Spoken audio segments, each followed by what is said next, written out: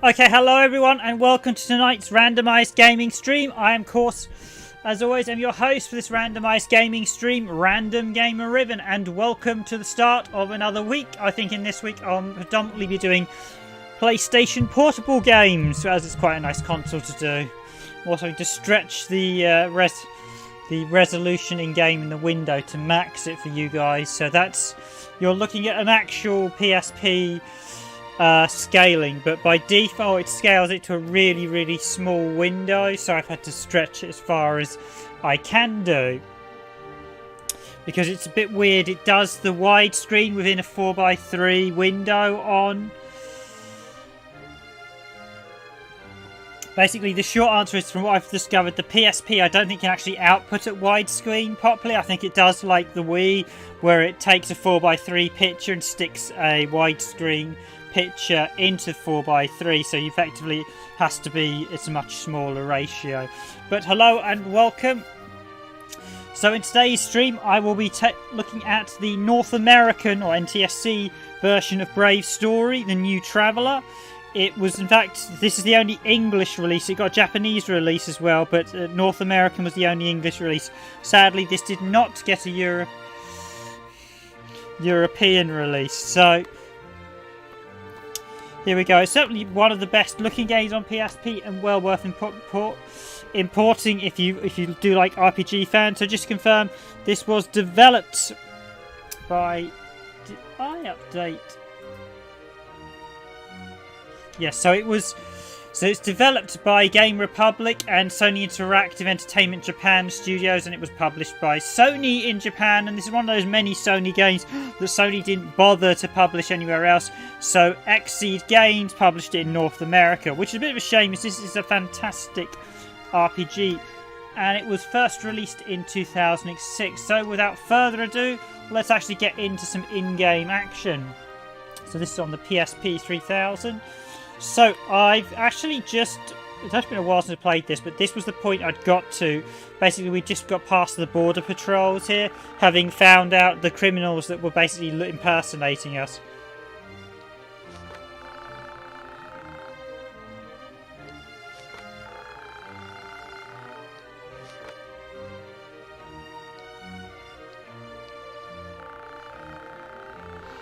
Pedal my wares to the wayfarers crossing the borders, and let me tell you, the bandits' scares push sales through the roof. Feel so lucky it's a crime.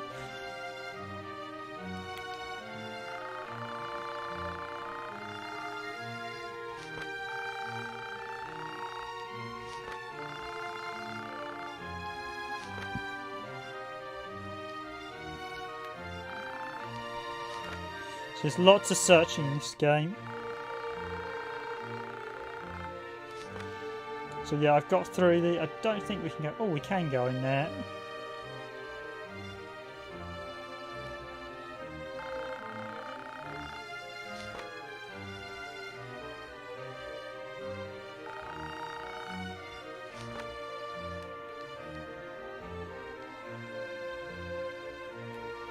I'll just say hi to North American YouTuber and Nico. Hi guys, well, thanks for joining me on the stream tonight.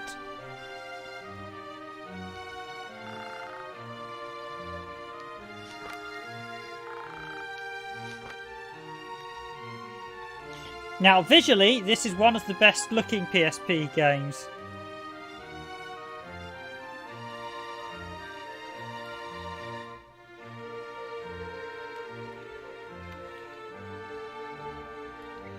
Yeah, there's a weird thing where I think I couldn't work out if it was actually better if I ran it in 4:3.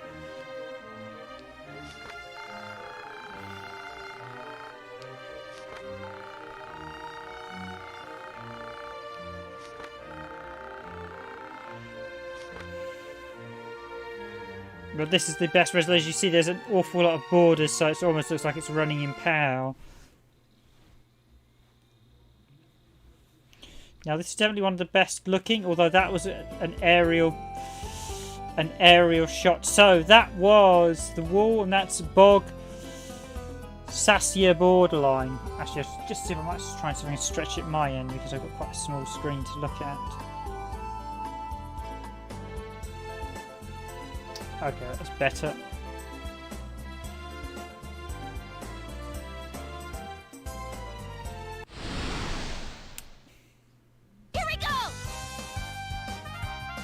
Here we go with the visuals. As you can see here, the visuals are very, very good for a... so that just...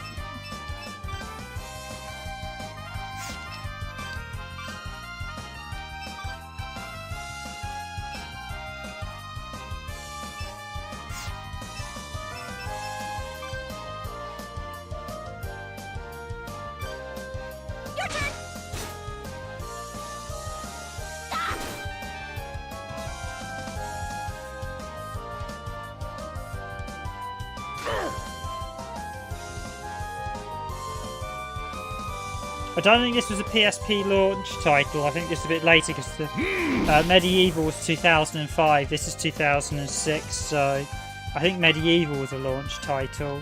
But this is very, very impressive. I mean, in fact, it's one of the best looking games on the system, which is always a bit worrying for a relatively early game.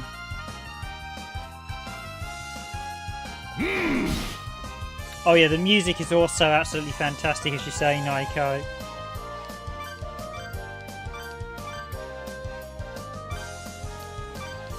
I should be using all the supers, but I'm just going to let it...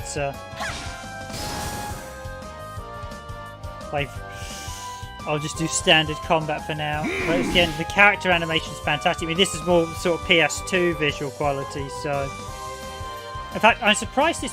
A couple of these games I'm surprised weren't ported to the PS2. There is actually a Brave story game on the PlayStation 2, but it's a live action game, a bit like Zelda. I mean, it still looks very good, the PS2 one, but this version, New Traveller, was designed exclusively for the PSP.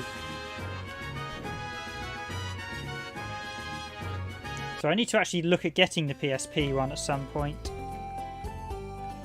Got some transparencies there with the clouds. So can I look at this? There was I think there might have been a world map. Let me just check. Select.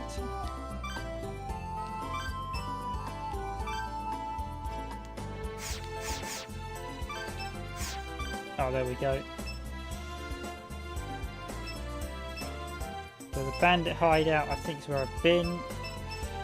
So this is I've done about the first. So I've done the first area, which is all these locations at the top here.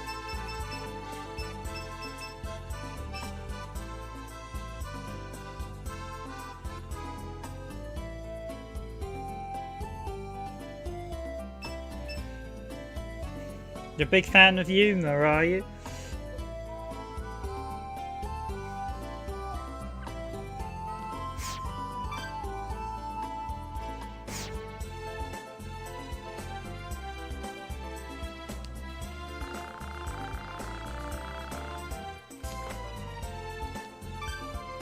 Yeah, because her character's quite a good one with the fact she just decides to... You help her and she decides to join. I'm not sure what I'd say my top 3 female RPG characters. I'd probably go for one... Yeah, no, I've seen clips of the Brave story anime. I think there's actually a proper...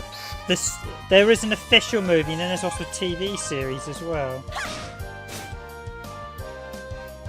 But the animation on Yuno with her ears and how she moves is fantastic. Same with Sogrith and Tatsuya. But I think it implies Yuno is related to... There's definitely sort of links between how characters in this world look similar to their friends.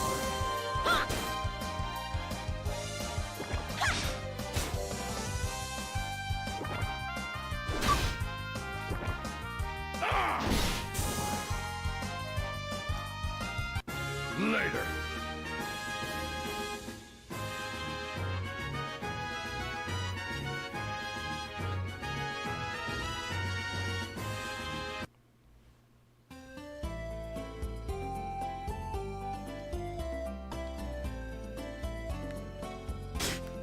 Oh, I've been poisoned, have I? Okay, Brava. Yuna's got the healing melody.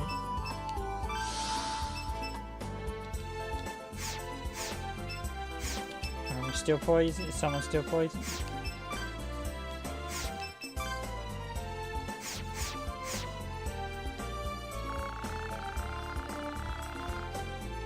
I'll actually head to the observatory first. Bury you!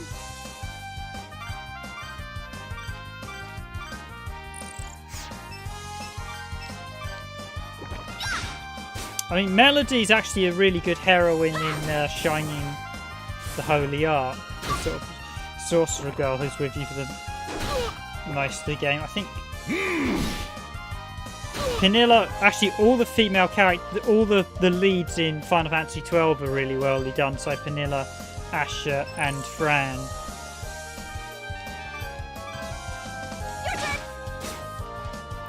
And I think Final Fantasy VI, the main heroine of that, and I can't remember, her name is escaping me a second. Later. Asher was a very good female lead as well from Monster World 4.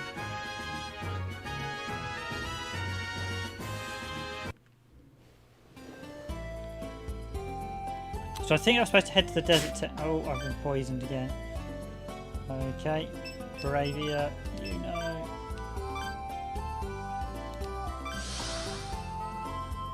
Terra, that's it. Thank you, Naiko. Yes.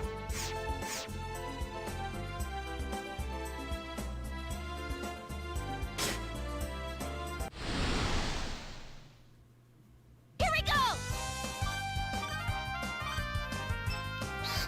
Well, I think Terra was called she's called Tina in the Japanese version or something?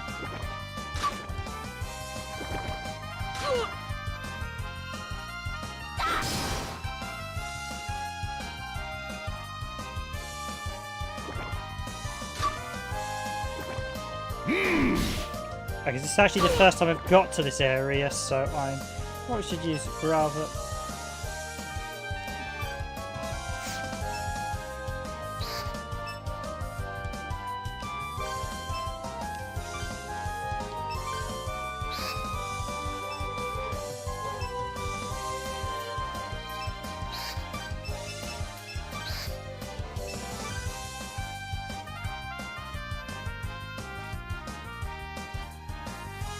Yeah, admittedly, Terra's probably a more interesting name, I will admit. Sometimes having, maybe because I know there was one of the new villains, one of the new Final Fantasies, is called like Colin or something, and they said it's not like the name you'd expect for a villain.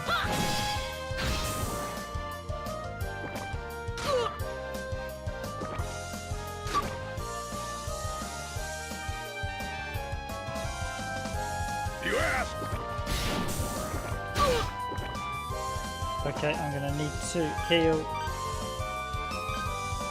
Healing Melody.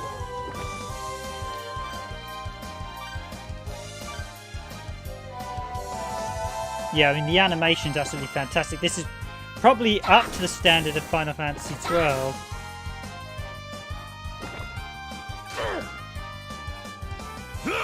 Actually, Kate from Secret of Mana was a very good female lead as well. Because there's only the 3 characters in Secret of Mana, you do get very attached to them. And each has their own clear story. He was just going crazy, but I'm going to take him down.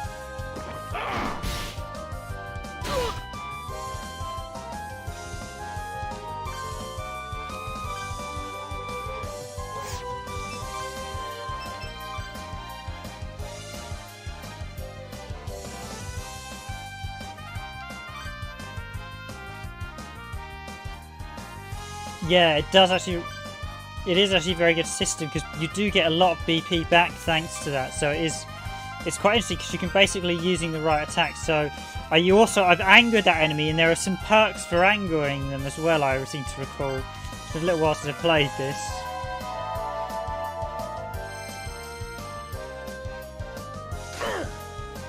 I do like the comic book like text when you get hit as well.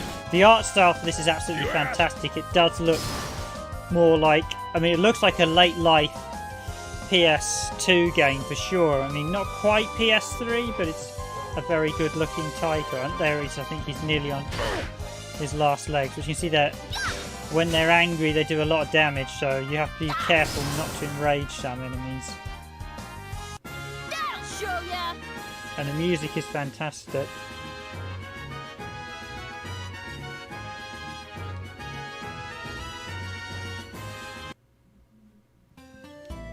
I mean, I'm always a big fan of the Shining Force games, but a lot of the characters are a bit bland in that, so they're generally more to say hi and just...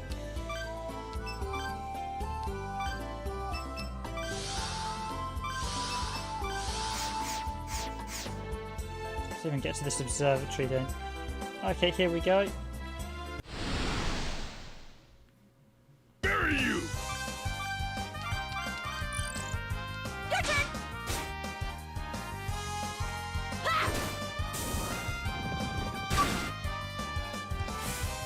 Yeah, I haven't done a Unity yet, have I?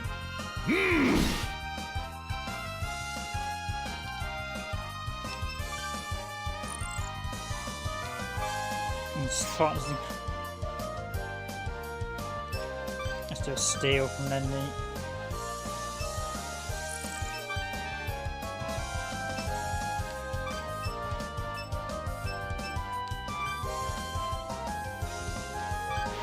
when you are. This might hurt. Ready? Your turn. Ah! Yeah, the problem with Shining Force Neo is it's not what I officially regard as a canon part of the Shining series, so... How you like that? Shining in the Darkness up to Shining Force 3 are basically the canon Shining series, because they were all the ones done by Camelot Software Planning, or Sonic Software Planning, or Climax. Basically, they were the ones all worked on by the Takahashi brothers, who had previously done, well, one of them had previously done Dragon's Quest. I mean, Shining Force Neo isn't bad, but it's not up to the standard of some of the early games. But it's, like you said before, it was quite similar to Lodos War, because they're using the same, so it's actually quite an interesting title from that perspective. If you treat it as a sequel to Lodos War, it's a much better game. If you treat it as a sequel to Shining games, then it's not that good. Although probably some of the worst Shining games were stuff like the original Shining Soul, which was terrible, and Shining Feather or Shining Force. I don't like calling it. I tend to like to call them Shining Neo and Shining Extra, because the reason they stuck in Force, because the Shining Force was supposed to be reserved exclusively for the tactical games, but because I think the branding thought they sold better when they were called Shining Force after Shining Soul didn't well, they started calling some of the others Shining Force. They stopped doing that now and have gone back to proper name conventions.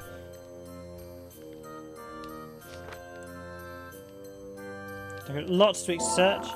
You obtained a Fruit of Wisdom.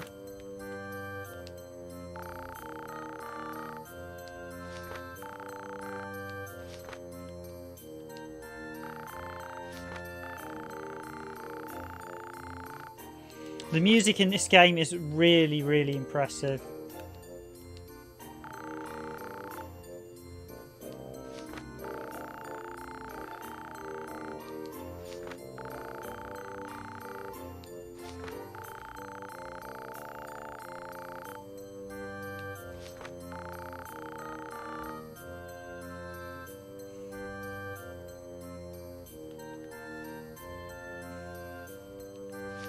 Yeah, the problem with Shining Force Neo is that was the one that had Kane and Max in it.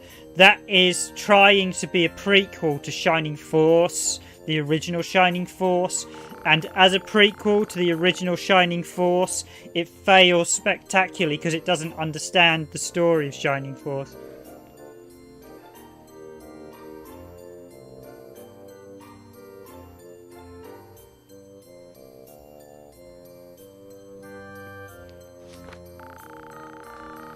Yeah, because the main characters in Neo are supposed to be Max and Kane, and Max and Kane are actually the two main characters of Shining Force, but Kane is supposed to be a goodie up until the original Shining Force, where he was implied he was brainwashed or something. Max and him were split up by implied Dark Soul, but I don't know if any of that actually occurs in Shining Force Neo, because it wasn't written by the same people. It was done by a totally different studio.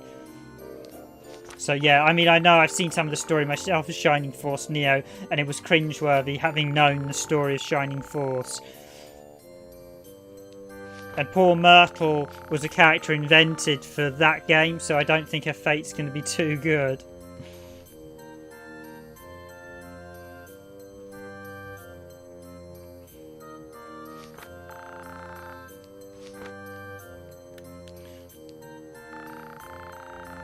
There's a place called Della Rubsi.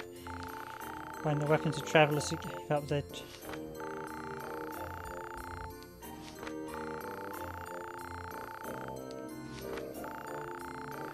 So I should actually say the story on Brave's story is basically based on the original anime Naiko mentioned. Basically, this is technically a follow-on story from the original anime.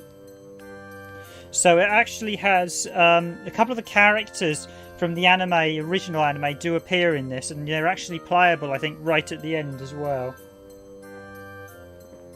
The premise is you come to this world to solve an issue, and effectively the reason this is called The New Traveller is you play Tatsuya, the character on the left. He's come into this world because his friend is ill. He's there's basically effectively the second traveller to join this world, to come into this world after the previous traveller, and the previous traveller is meant to be the character from the original anime film, Brave Story.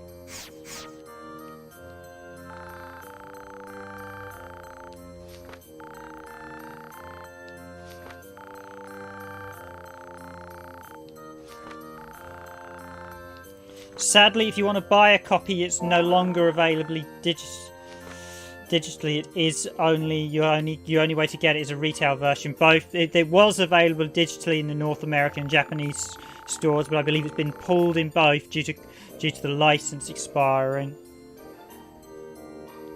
Because this is a licensed game. And I understand there's quite a bit of end game to this as well. I believe, have you finished this, Naiko, can I ask?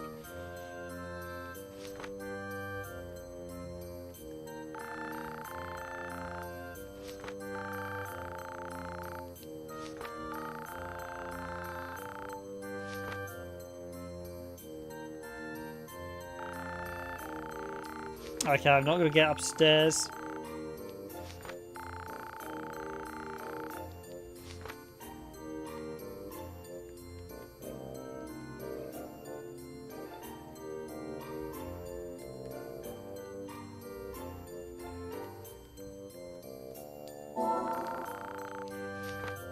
So there is some end game after you've beaten the main story, I understand, with this, which I haven't actually got to yet.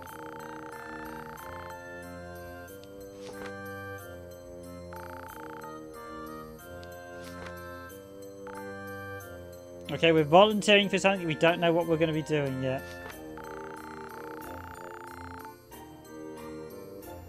You want to ask her what the matter is first.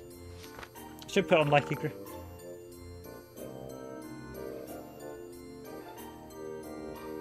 As well as movie, yeah.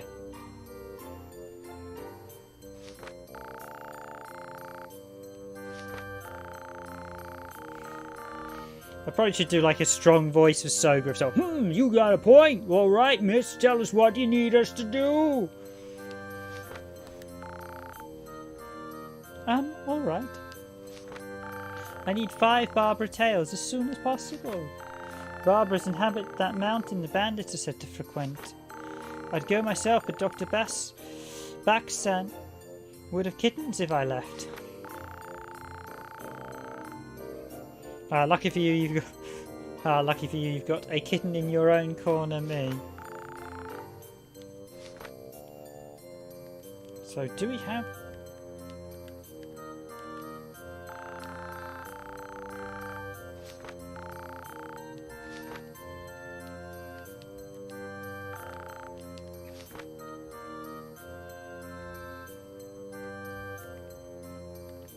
I thought there was some end boss, final boss or something, or did you just run around with all the side quests? So, I need to go to the Bandit Mountain. I think the Bandit Mountain was where I was. Bandit's hideout, yeah.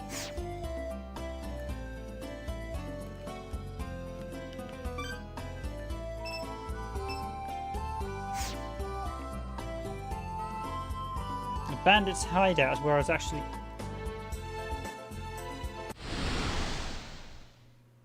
No, oh, it's the armadillo. Okay. Thank you for that, Nico. I'll go strike down a few of those armadillos. Or more particularly, I'll use the partners in crime steel on them.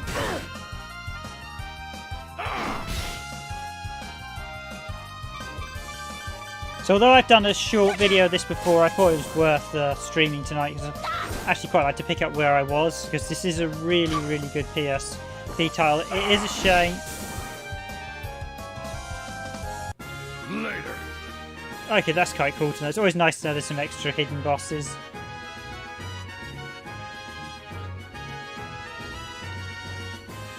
I think Game Republic, I think they're the if they're the studio, I think they did some really good games before they went out of business.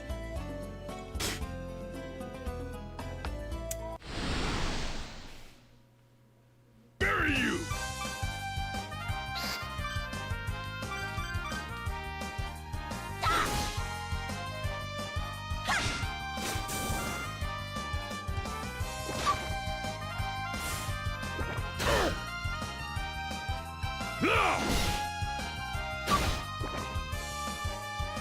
So there's definitely, there is a lot of content for it, so it's well worth grabbing if you're a RPG fan. I must admit, I really enjoyed this. I picked this up. Oh, we've got an extra attack there. We've got a critical there, nice. How you like that? This one I picked up for my birthday a little while back. There are quite a few copies floating around, so it's not too expensive to buy. I think I paid about £30 for it if you're looking for a copy. I think the term is buy it now before people start hiking up the price, as unfortunately is beginning to happen with some of the PSP games.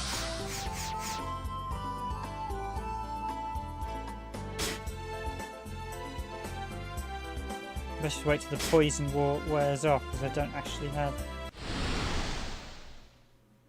This will be fun. Ah, there we are, Narberate. Yes, you're right. Okay, so let's do Unity, Partners in Crime. Unity, Partners in Crime, that one.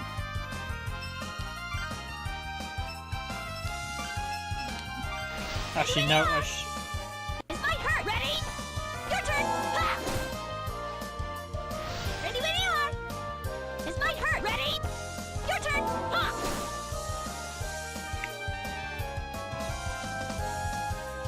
yeah, they also did yeah, because they did some really good games, like you say. Their Folklore was really good. Mahjong they did as well. It was actually a studio run by one of the guys who did Street Fighter. They did, oh yeah, is it Mahjong and the Forsaken or Forbidden King? Mahjong and the Margin and the Forbidden Kingdom, which is very, very good as well.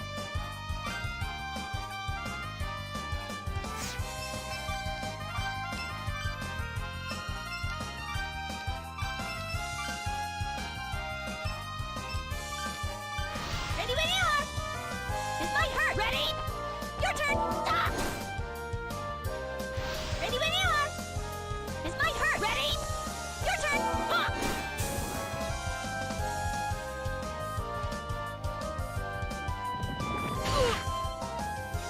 Margin, it's the Forsaken, not the Forbidden, yeah. Yeah, that's... So I played through... I haven't played through Folklore, but I started it. I'm not sure about Dual Summoner. Coded Soul I played. Genji I played a bit of, but Margin, Folklore, and actually Knight's Contract, which they did. Yeah, the duo of main characters. Knight's Contract was another really good game. It has a few issues, Knight Contract, but it was quite a good game once you could deal with some of the gameplay issues. I mean, they did some really good games, but I think they got into some financial difficulties, so the company closed. And I think the guy who did Street Fighter vanished for a bit as a result, but he subsequently turned up again. I think he's doing something else now, but yeah. This might hurt. Ready? Your turn. Stop. Oh, we bungled the robbery.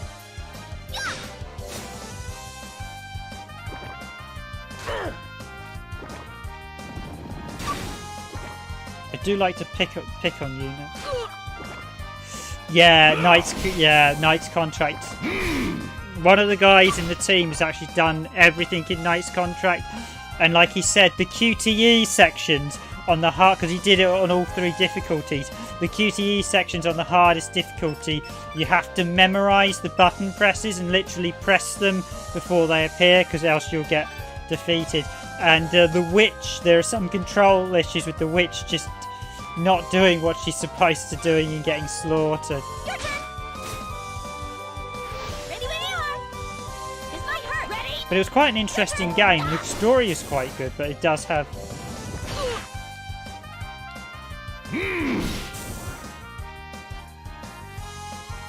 Later.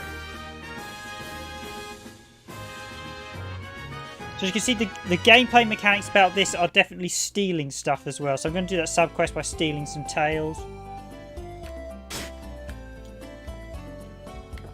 Before I'm going to do that, I'm just going to heal up.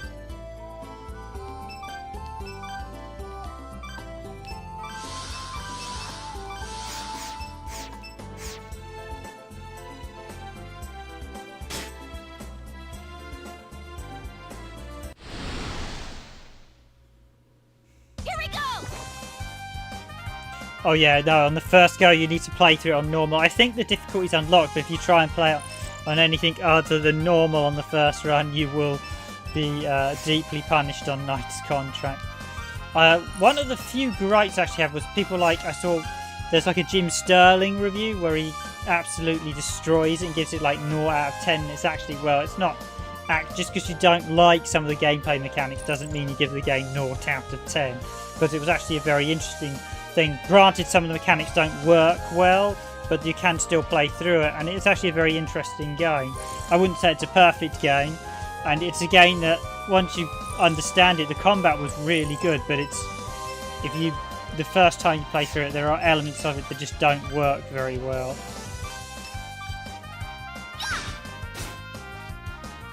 Ready when you are. This might hurt. Ready? Your turn. Ha!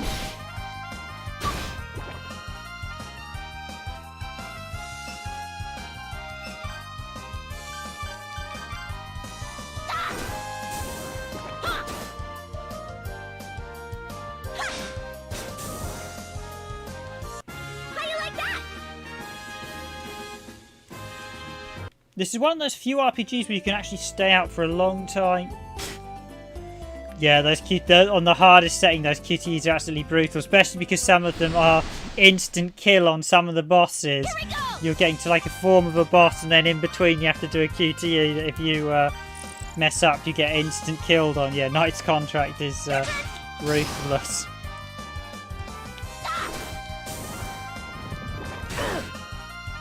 Half the fight, yeah, that was the big thing with it. That basically, if you hadn't memorised the QTEs, literally, he had a list of them all written down for when he actually got to them.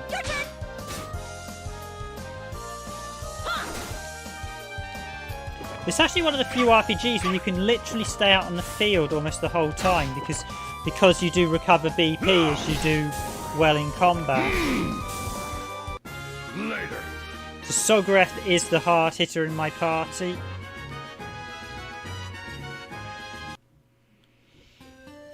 And as you can see, it is a fantastic looking PSP. This puts quite a lot of PS2 games to shame. It really is a good looking game.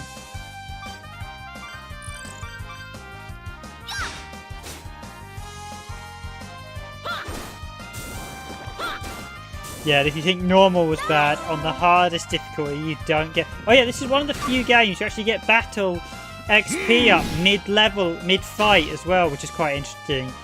Very, very few games actually do that. Yeah, Sogoroth just destroys everything. How you like that?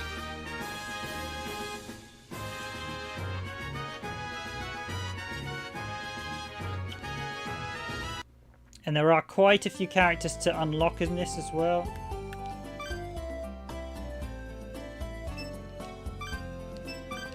I'm just going to heal you now. She's still poisoned at the minute, so there's not much I can do till the poison wears off. I just want more of the armadillos. Bury you. How We're not getting the armadillos at the minute. You get different sizes of the enemy, so that was a small ziggurat.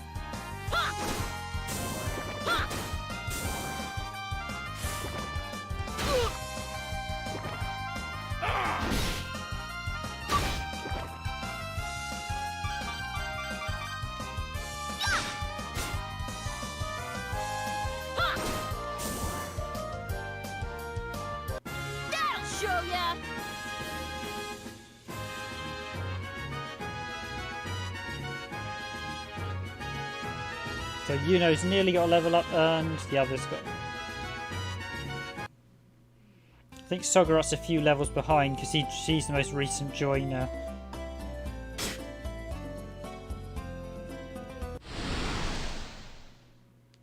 Here we go!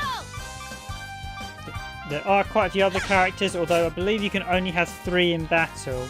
And you do get support cameo characters, so the last fight I had, we had a different character join us to help. One bit, as I believe it was Juno and Sogorit had to stay behind because they were looking for someone who was basically looking like them. That'll show ya!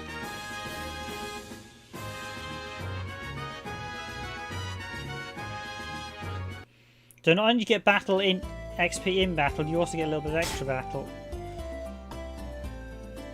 Okay, just want... Come on, armadillos. Come on, where are you? We're sort of around this area. This'll be fun! Yes, there we go.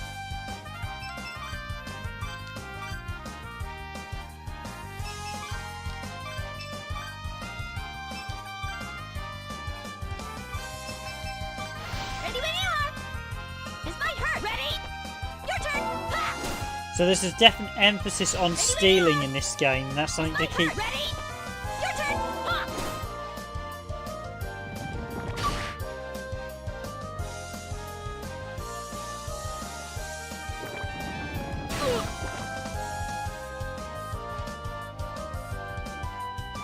You asked. Hello, Demetrius Fairley. Yes, we are playing the very good Brave Story New Traveller, which is it is a gem on the PSP game. It's just a shame it didn't get a European release. So that one we're going to do more stealing. Partners in Crime. I'm going to steal that one again because we missed that one. Partners in Crime.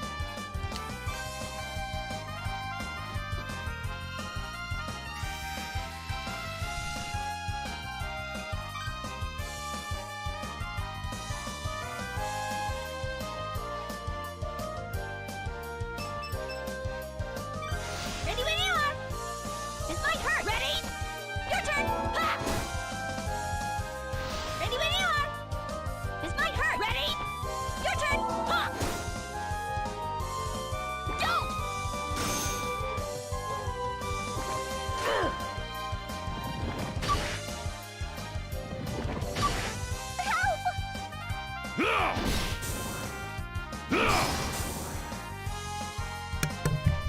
Okay, Sogoroth's coming in there to help out, so item.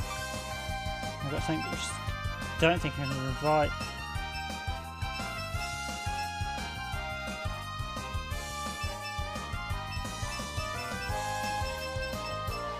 I think this was one where they come back after steal after collect. Yeah, this is a game there's a lot of stealing involved, a bit like Final Fantasy IX. So I think that was. We got 9 of? Did we get 5 of them? That'll show ya! Poor Juno. I think she was no.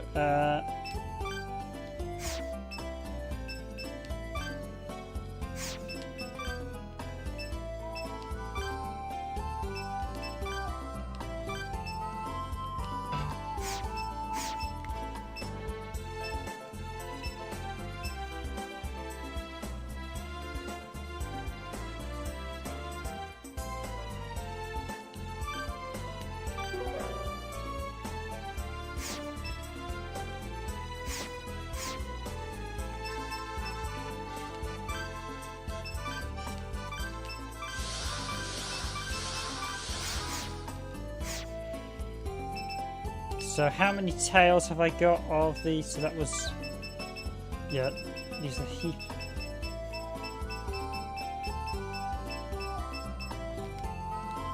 Think weapons, armor, accessories, materials. That's where it is. Bespin Stinger.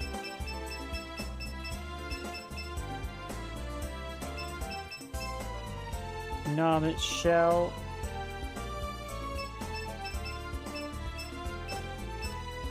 Narbear Tail. So you get the shell and the tail. Okay, so I've only got 5 shell, but that was enough to clear that side quest. Also, I haven't actually finished this yet, so this is still actually my main game, because unfortunately, as I mentioned, this was not released in Europe, so it's one of those ones that I've had to import. It's on a long list of titles. But it's one of those RPGs that I was like, oh, this one's out. Oh, I didn't realize there are quite a few. There are quite a few RPGs. Yes, sleeping does awaken. Does revive you, but yeah, there are some really good RPGs on the PSP that didn't get Western releases, unfortunately. Well, didn't get, not Western releases, didn't get European releases. I think it's weird. The Americans, for the PSP, I don't think how well the PSP did in Europe. I know it did very well in North America. I know it did very well in Japan. And it did, I think it did well in North America. It had a weird thing though, where the hardware sold well and the software didn't for the PSP, because everyone ended up, because it got hacked so early on, everyone ended up just literally hacking everything. As always, guys, if you're enjoying the stream, please do hit that like button. It's very much appreciated. So I think that's enough of the Narbear Tails. Yep, 5 Narbear Tails is ordered.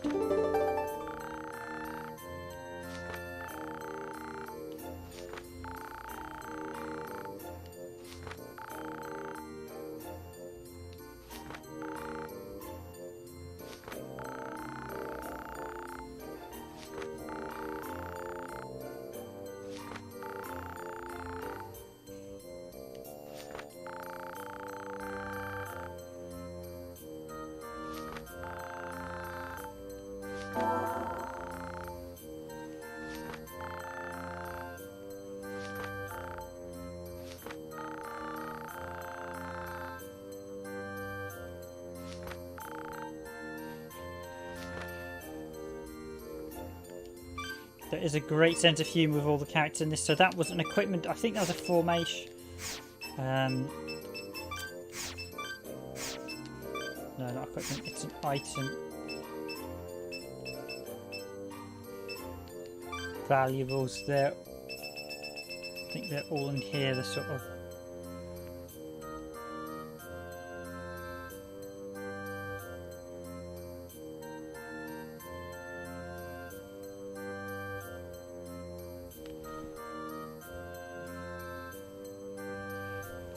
Yeah, there's a lot of games you would think might be installed on the UMD, but they don't have the option to install. I don't know if there is some custom firmware that allows you to do that.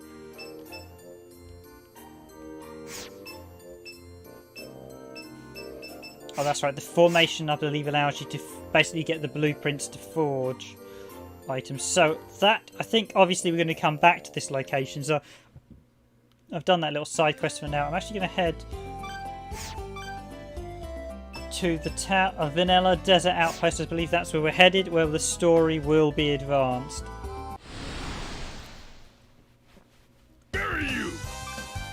I'm just going to deal with this one because this one poisons.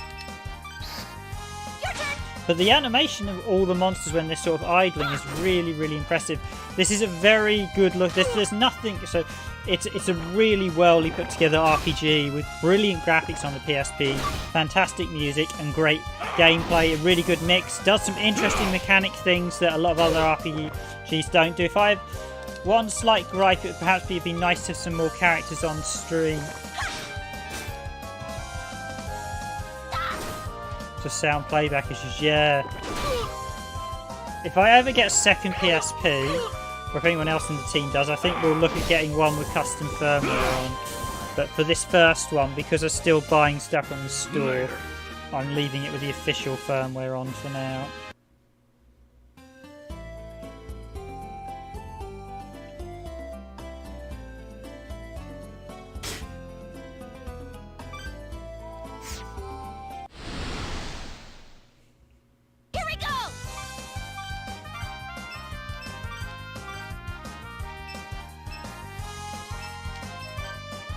Now, you can sometimes enrage the monsters and they can give you additional bonuses when enraged, but they also have some disadvantages. They get way more powerful. And if you're wondering how I'm playing this, it's the PSP 2000 and 3000 and Go models support component output. I don't believe... well, I've actually got a different coloured version of the NEM there. Oh, I might just try and steal Unity, Partners in Crime. Let's try and steal.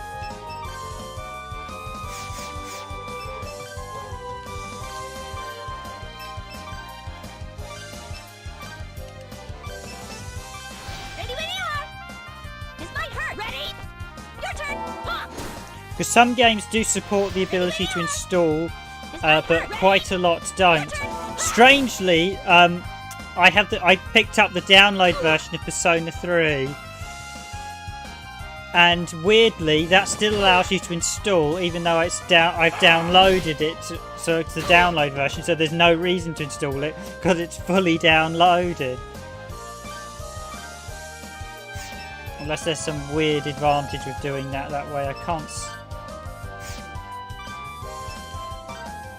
Let's do major nuisance. Let's give it one. Ready when you are.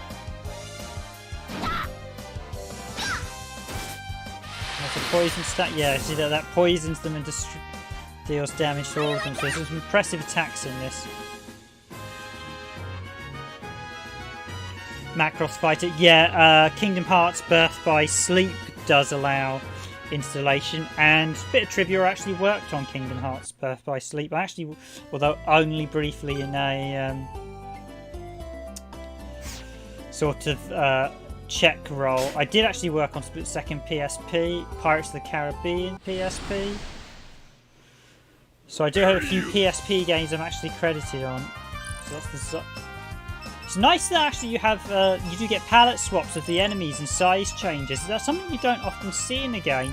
Normally if they're a palette swap, they're a different enemy, but here you get like slight variations of the different creatures, which is just something you don't see in many RPGs at all. In fact, I think it's about the only one that does it. But it's a really nice way of just giving you a bit more character to the world, that you have slightly bigger ones, slightly smaller ones of the enemies. It just adds, it's just a really subtle way of adding character in it, and Game Republic were really good at doing that, adding in just something that just added a little touch there you wouldn't normally think about, that just makes the world just feel that bit nicer. It's just really good world building. Yeah, there's a few PSP games that Persona allowed me to install it, even though it's I bought the download version of Persona 3.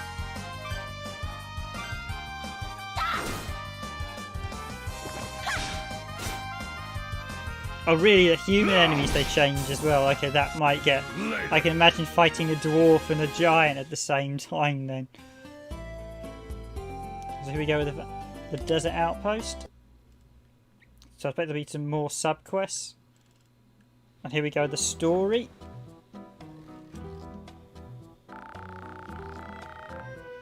So this is the Vadhadin, comfy place for a waterkin. So this is Valadin. Comfy place for a waterkin, yep.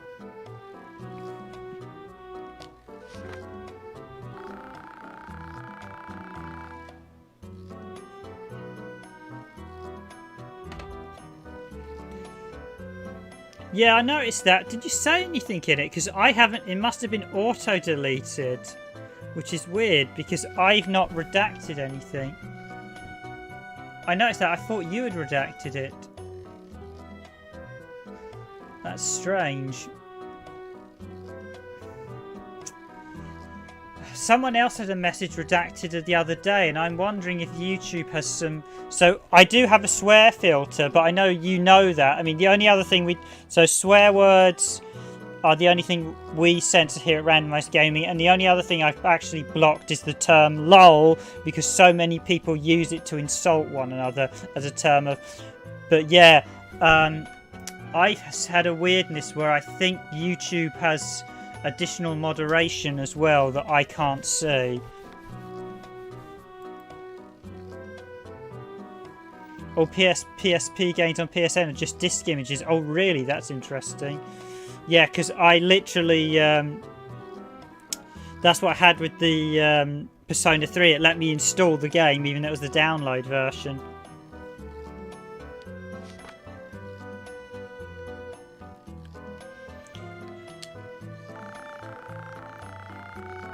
We call the Forester Morgana. Morgan.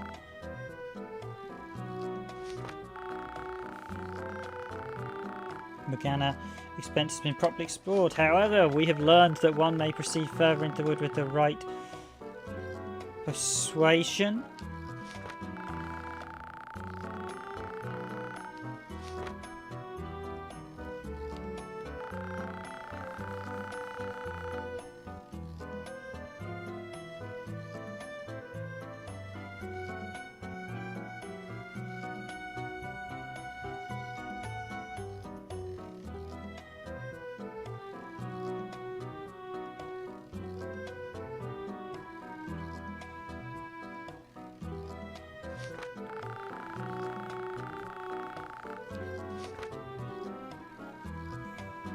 Really, it's literally disc images. That's quite hilarious. So literally they are disc rips, the official games. I'm actually poisoned in town. Oh, that should... Well, the poison should wear off in a minute.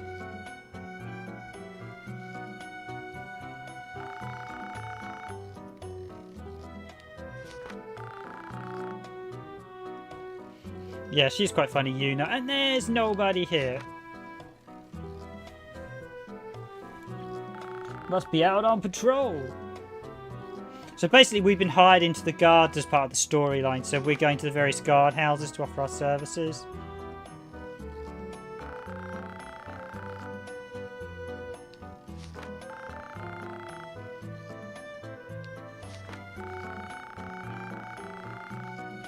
Well, Valendine's Highland.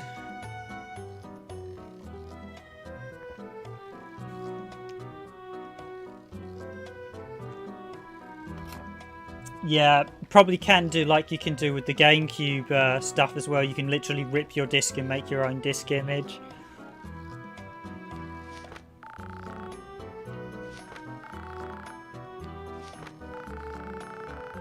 You scout out the desert ruins and they've disappeared. Not one of them has returned.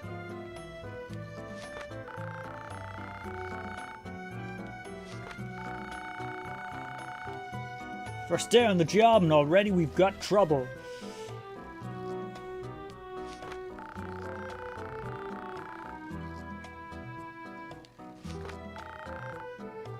Celia, who's that?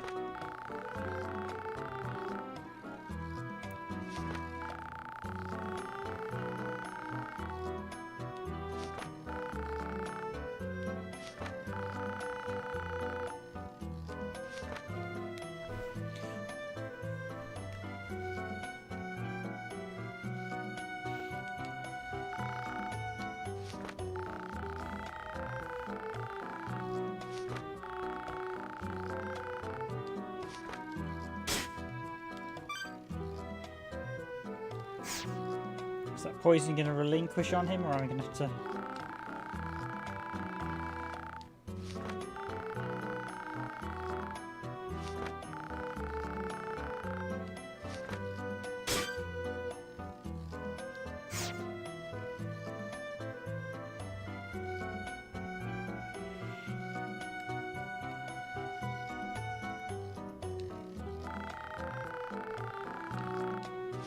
So buy at the general store. The one thing I will buy is some more camping equipment.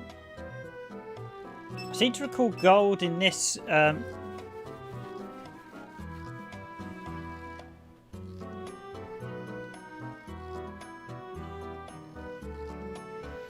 Yeah, no. Strangely, I had an issue where my Ghosts and Goblins, the PAL one, stopped working on my PSP.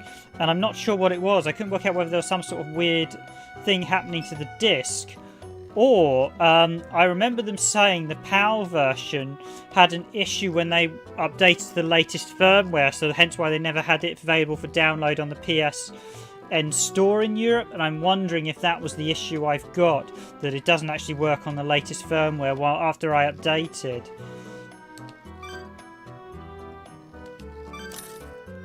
I seem to recall in this you actually have to sell the parts of enemies as they don't drop gold. So literally materials are what you have to sell.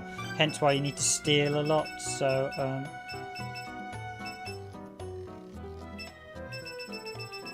just something I've got loads of. Let's get a bit of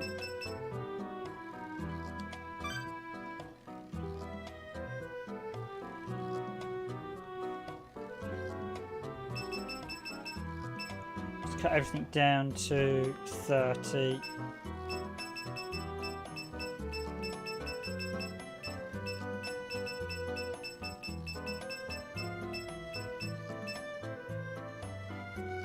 Confirm.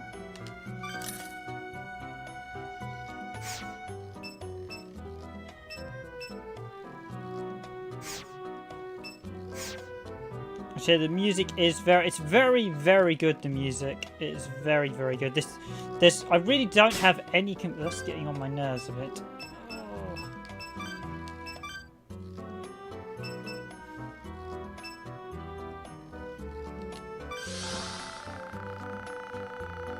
Four of the treasures here. Okay.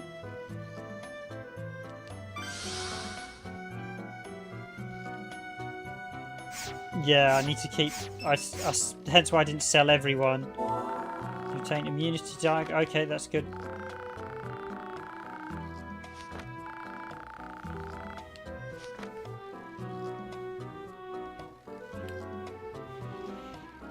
Yeah, I know. You need a lot of items to build everything. Southeast. Go to the inn. Okay.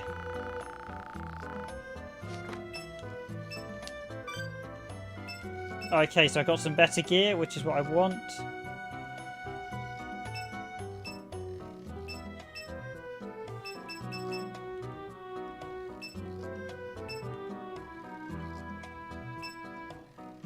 Okay, so one. I'm going to buy the 2 weapons.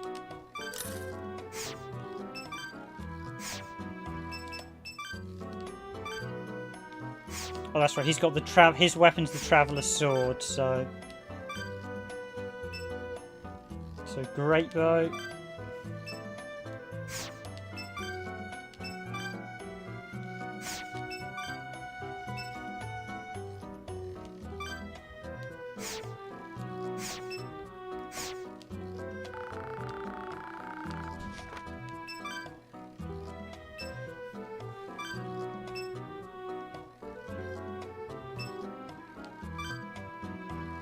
Can't actually sell them. Yon's beloved, the iron. So I can't sell the base items. I can sell those 2 for not a lot.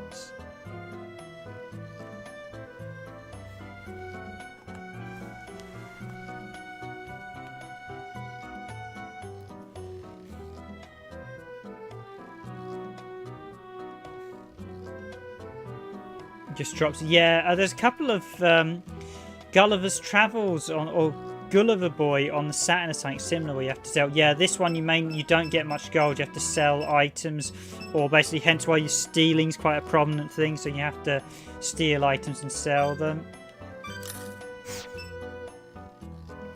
So hence why I'm selling. So he's got a bronze guard. So let me just check the equipment. So I check their equipment. It's nice that you can actually check their equipment in.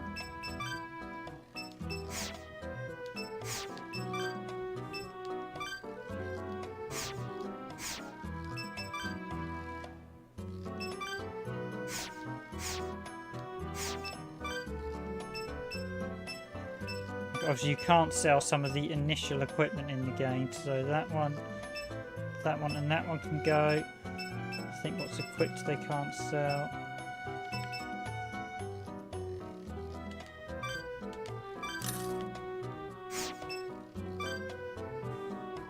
And you can't sell her default, basically their base items, which is a bit annoying.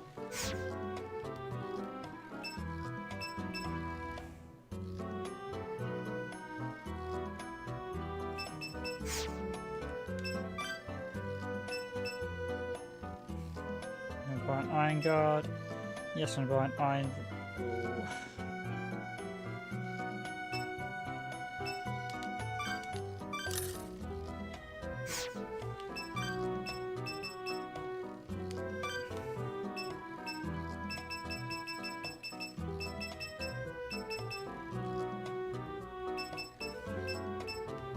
think there are 1 or 2 items, like a few of the games, where literally they are for selling purposes only. So let's go equipment.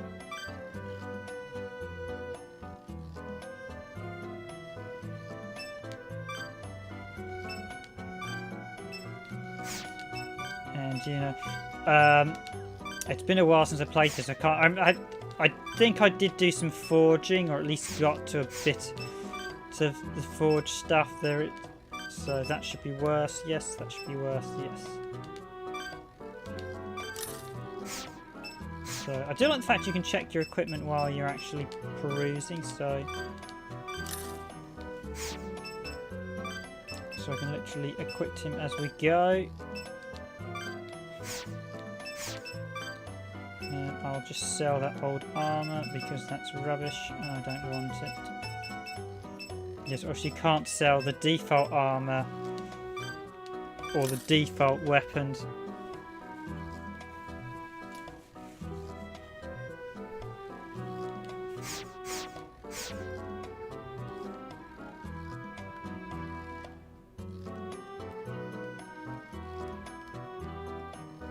Yeah, I can't be for sure, so I'll have to find out where the inn is.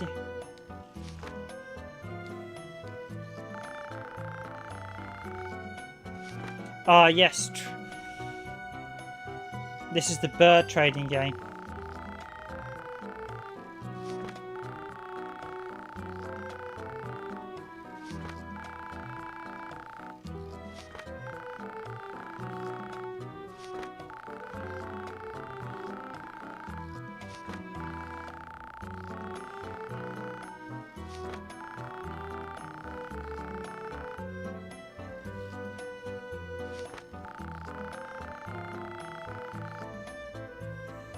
Yes, there is a very cool bird trading game that I've totally forgotten about. Do all the bird. Would you like to trade in a bird? No thanks. And I can't. You have to go into the woods. So there's, yeah, I can't remember where it is. There's basically a bird trading game. You have to collect the birds and you like level up.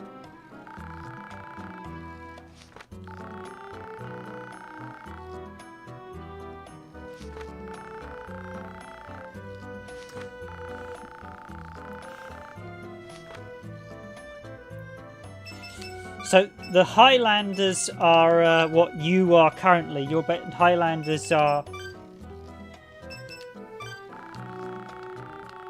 So the Knights of Stern are one of the knights protecting the area. The Highlanders are basically the mercenary guild. Yeah, I wish I could actually go to the mini game. I can't remember where you get to them. I think one was in the forest. You also speak to the guy to catch it.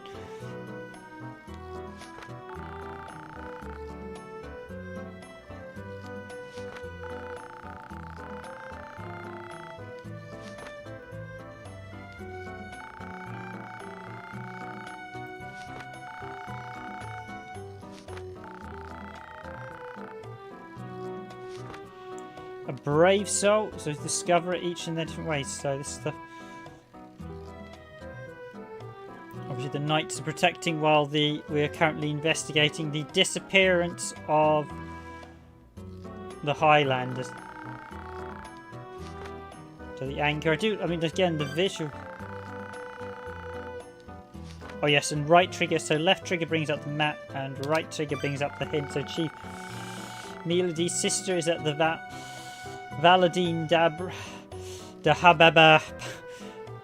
Dahababa post. I'm trying to pronounce some of these names. I do like that cow. Look at that. It even follows you around as you walk by it. Search that. And we've got another item.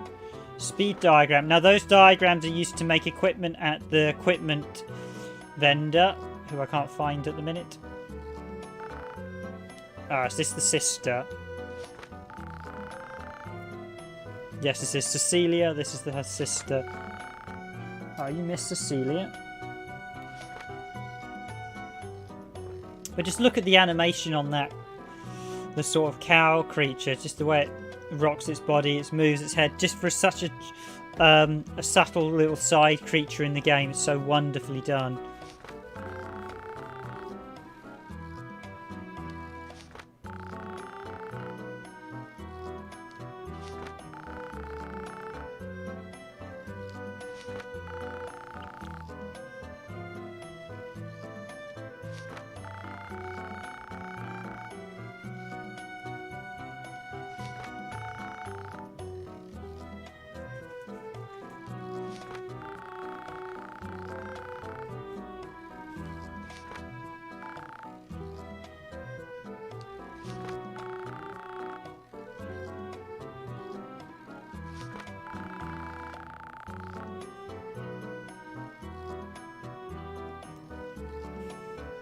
With the Da Baba. Oh, that's what the sort of cow creature's called. It's the Da Baba.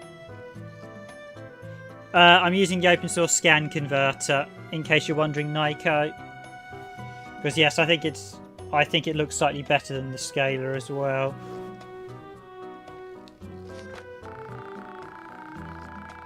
You guys are lucky because I can blow it up for you via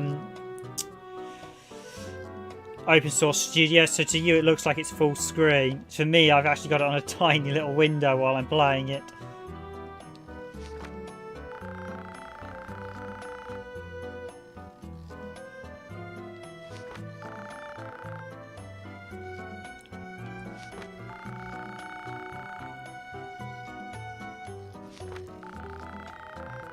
We'll find out where your sister got off to, I swear it.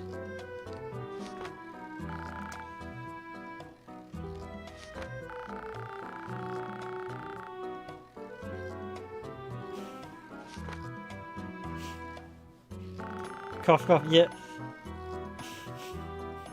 You know I can hear you. There's quite a good sense of humour, so I think it implies he's quite attracted to the girl.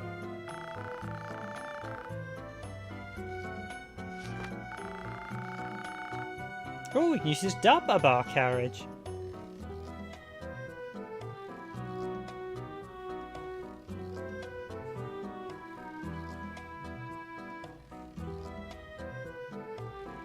I think it's working on Scalar X2, but not much else. I can't get X3 or X4, X5, but this game is outputting at 525p, 59.94 Hz. And although you may say 480p is the same as 525p, it's not quite, because 525p gives you 1050p. Because I think what they tend to do is you get weird resolutions within resolutions on a lot of games, so they're only using set elements. As you see with the PSP, you get a very small screen normally, which is really irritating. So we can actually ride the Dabba bar carriage.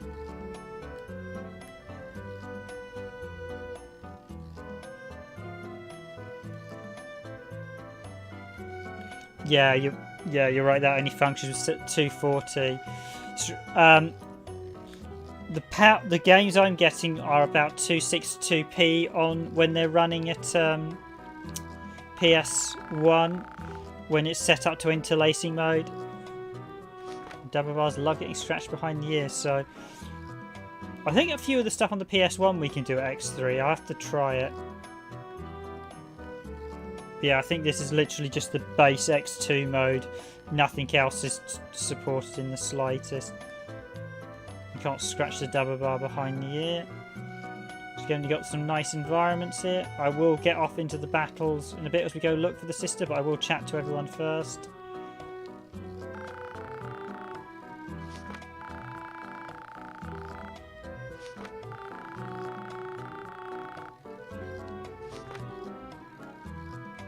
Searchable chest, you obtain a camping set, nice.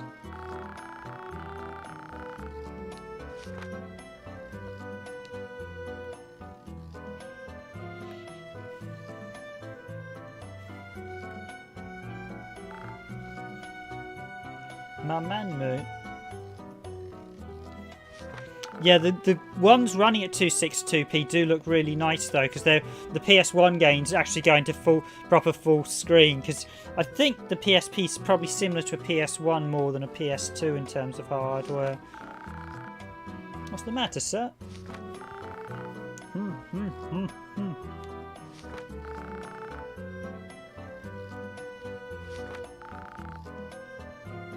I do like the way Yuno's ears will often just flap. It's just, again, another really subtle touch. Like there, you're just seeing her ears just moving back and forth. It's a really subtle character touch. You wouldn't normally see it in a lot of games, but in this they've got it so perfectly with the way she just moves her ears.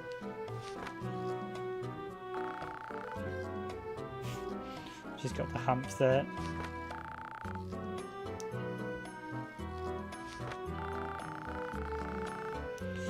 I am Mamamoo or Mamoon. Ma Manmu, chairman of Snob, the society. Ah, the bird lovers, yes. Just a hoity-toity snob. What do you want with us? Deal with him. Tatsuya? I give this bird net beef for upper kit a whirl. All you need to do is attach it to your net, and birds will practically throw themselves at your feet. So yes, this is referencing the bird mini catching game.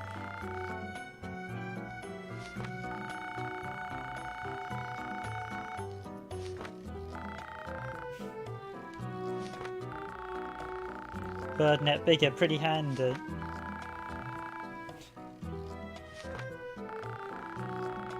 Very choosy about its wielder.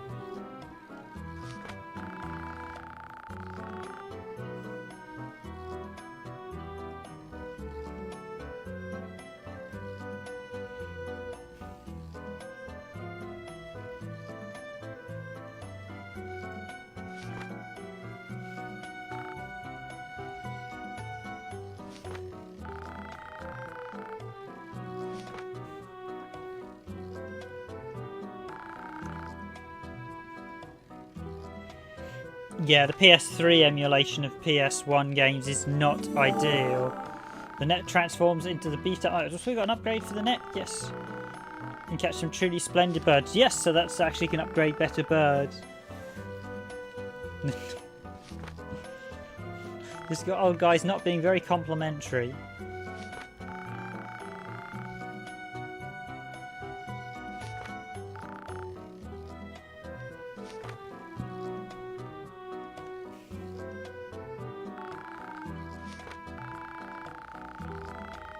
Bird brawls, importance.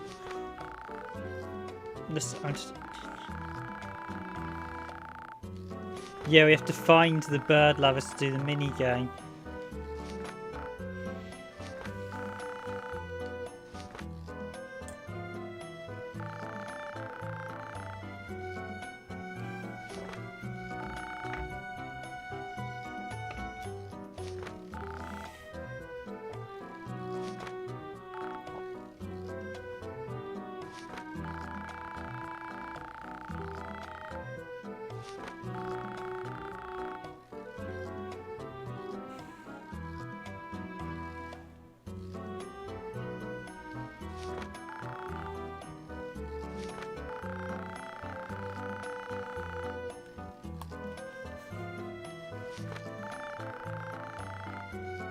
To Tony Fanlon.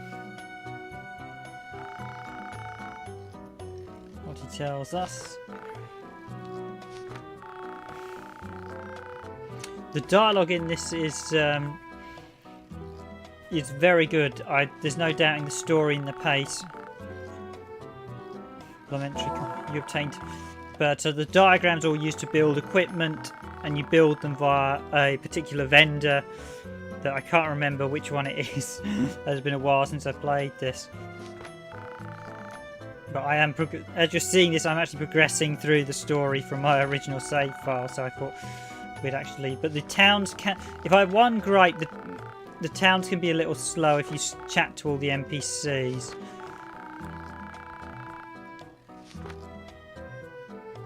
So that's probably going to be an item. You obtained a smoke screen. Yes, smoke screens, I believe, are for getting away, as I recall. Oh, what? I didn't actually realise it doesn't work properly on PS2. Okay, that might be a bit tricky. Legends of Groon then.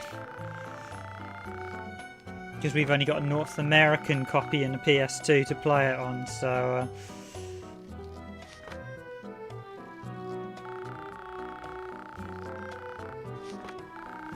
But similar effects can be layered.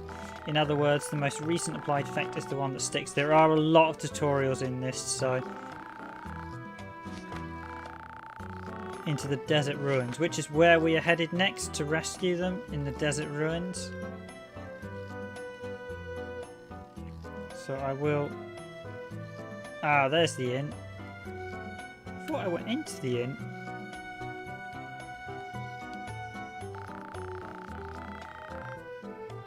Rest. And save. Yes, the other reason you want to go into...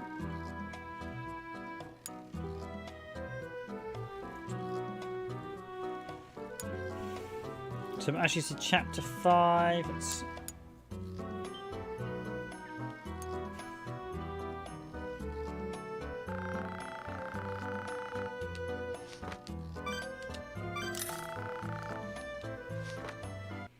Have a pleasant stay then.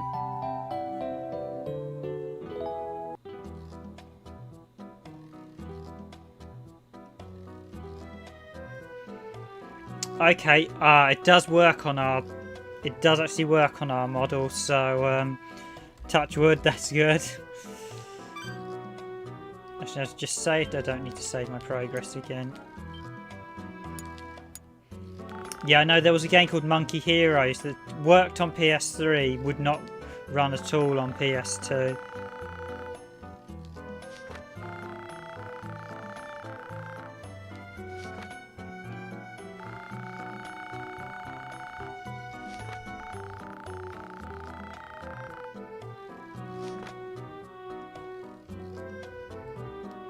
Or rather, we'll play until certain bosses or cutscenes. Okay. That might be one I'll end up doing on emulator then. So yeah, the dragon symbol's the Highlanders. Needs its chief. So if I use her, you know, if I do... It will crash horribly.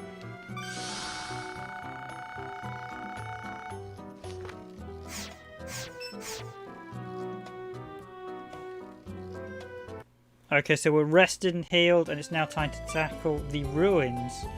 So the locations do appear on the map, and they said southeast from here, and I'm going southwest. Basically, until you find the locations on the map. Oh, we've got some new enemies as well.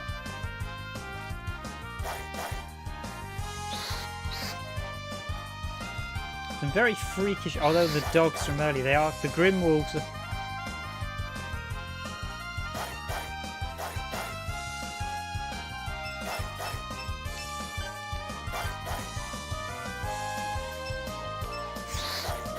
a Unity. Do Major. And Unity. Let's. Ready when you are. Bug Strike. I don't like the look of those enemies.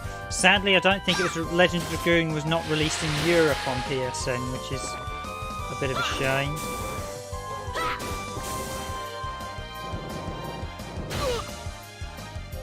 Take him. Here we go, another super attack. We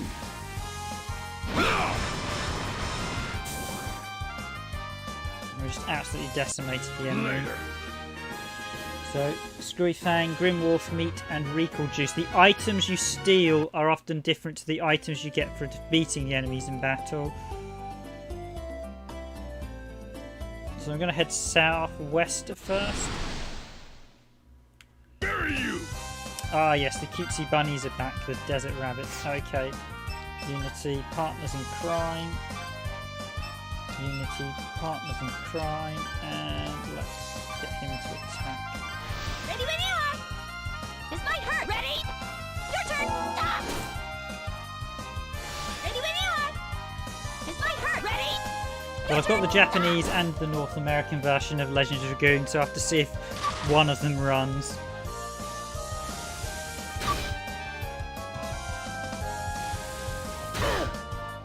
Yeah, well, if you go to the Japanese store in PSN, the Japanese store was pretty much full of every single PS1 game ever released. The Japanese store was fantastic. The Western stores were terrible for games. There was there's just about every game. There's so many games not released. There's only there was only a handful of games released in Europe on PS1 on PS3. It never made any sense. I mean, this wasn't given. I don't know why games like this weren't released for download only. Just given and just said this, just released the North American version, English only, and just put this as English only release. If you don't want to translate it, because a lot of European people can read and understand English, and a lot of them said they would much rather have the game in English than not having it released at all.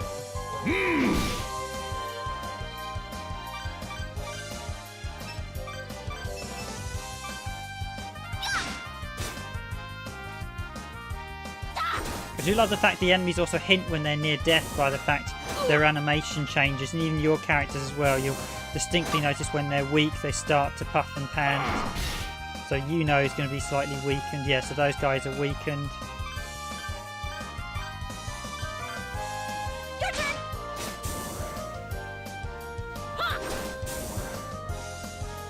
I mean, this, as I mentioned, Brave Story New Traveller was a North American only English release. It was only released in Japan and North America. If you want a copy, you are going to have to import it from either of those regions. And I would suggest sooner rather than later, because I suspect this will be one of the games where the price does skyrocket in the future.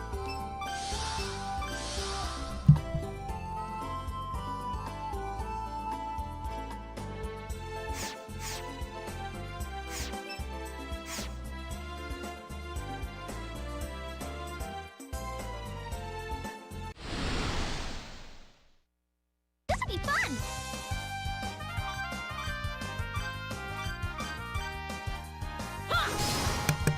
I mean, infamously, one of the reasons the PSP Go widely failed. So, in case you're wondering, I'm playing this on the UMD version. But in Europe, the PSP Go, so for those who don't know, the PSP Go was a digital-only one. The PSP store only had a handful of games released on it, ever digital versions. Most games didn't get digital releases. As a result, the PSP Go could only get a fraction of the games ever released, which was one of the reasons why so few people actually bought PSP Go's, because most of the games you had to get UMDs to play, because most of them didn't have digital releases on the stores. Here we go. Yeah, because the PSP Go had no UMD drivers, you say, Nico. It was a digital-only release. So unfortunately, it was digital-only when, at the time, I don't think we were quite ready for digital-only content, so... Ready when you are. So the PSP Go is actually pretty rare, and I think if you get one, it's actually well worth getting custom firmware on the PSP Go. The one advantage the PSP Go does have, it supports a PS3 controller, so you can, and it's got, I think it's got even better TV output. So the PSP Go, you can link up with the PlayStation 3 controller and literally use it as a sort of like the PS Vita TV.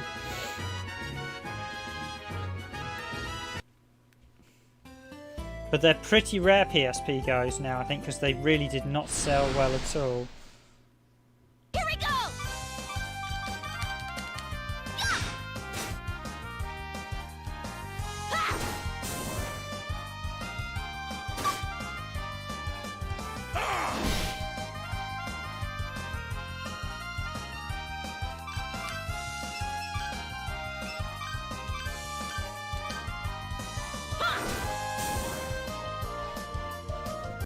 That'll show ya.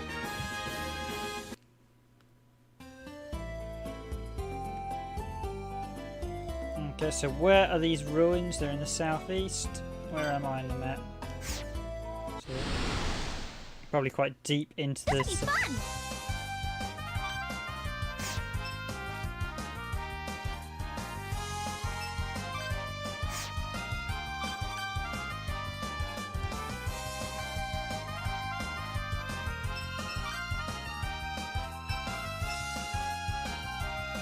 I think some people said the PSP 2000 is slightly better screen than the PS3 3000, although the 3000 is a later model and has some advantages over the 2000.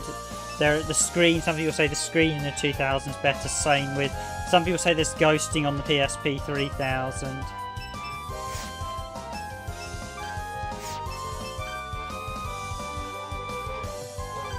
Ready when you are.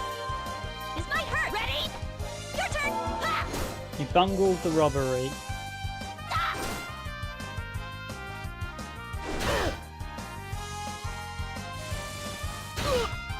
Thanks for the like, guys. If you are enjoying this, please do consider hitting that like button. Very much appreciated. As well.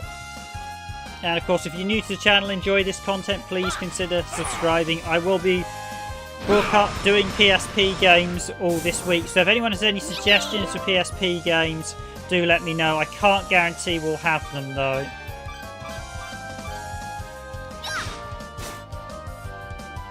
My PSP library is not as complete as I would like it to be.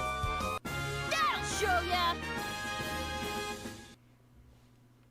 I also kind of want to avoid doing... I know the PSP library is stocked full of RPGs, but I think I will stick to one, maybe this one, and maybe another RPG at the end of the week. I think largely... Okay, I should probably heal.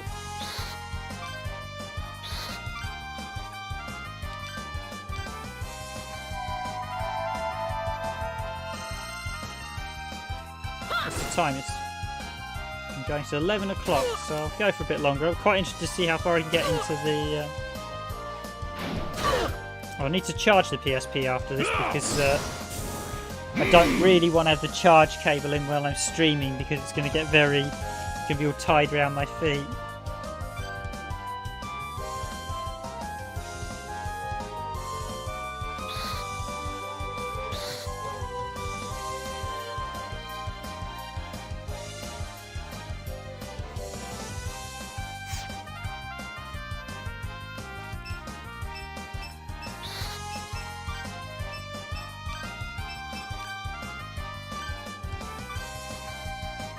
Yeah, the original, the first PSP revision, the 1000's a little bit too bulky for my liking these days.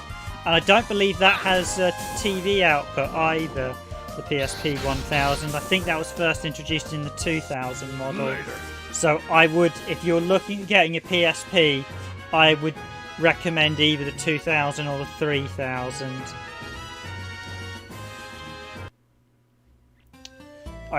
It's tough to recommend the Go unless you intend to hack it, and the 1000 I don't believe has said a TV output, and as the TV output is like the feature I'm using for this stream, I highly recommend the TV output.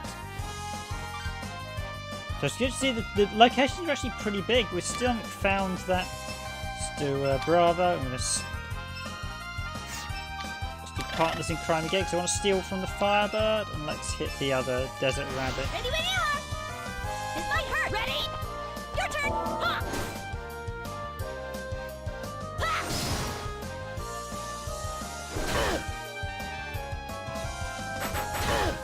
Oh, they don't even function right. Really? Is that because there's that later PSP games? That must be... The 1000 is certainly not the best model. There's less RAM than later models. Oh, that means you're going to have even bigger frame rate issues. That would explain why the PSP dev kits used to have 2 RAM settings.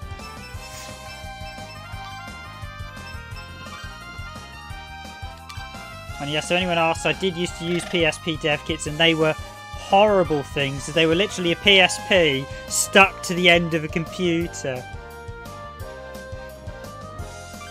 Ready when you are. This might hurt. Ready? Your turn. FF Type 0. Yeah, FF Type 0 was a really late game on the PSP. I ended up getting the PlayStation 4 version of that.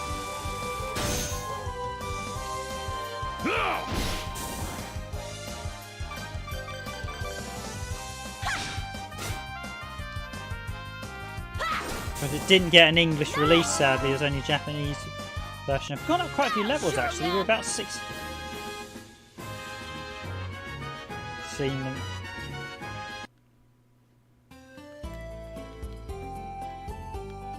Okay, are we getting near the ruins? Bury you!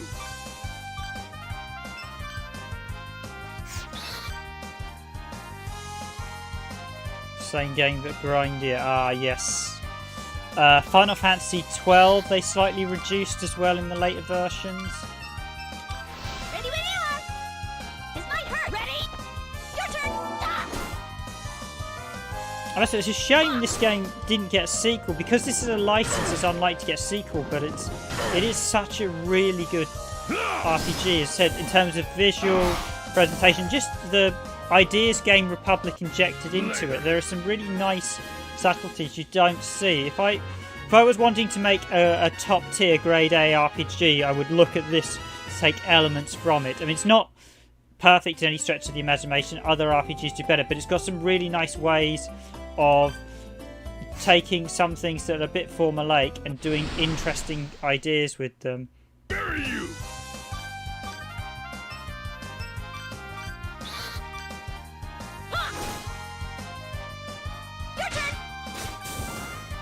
Yes!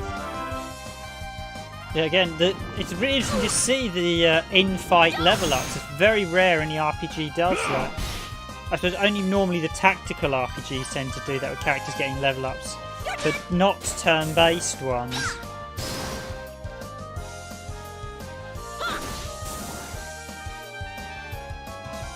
That'll show ya!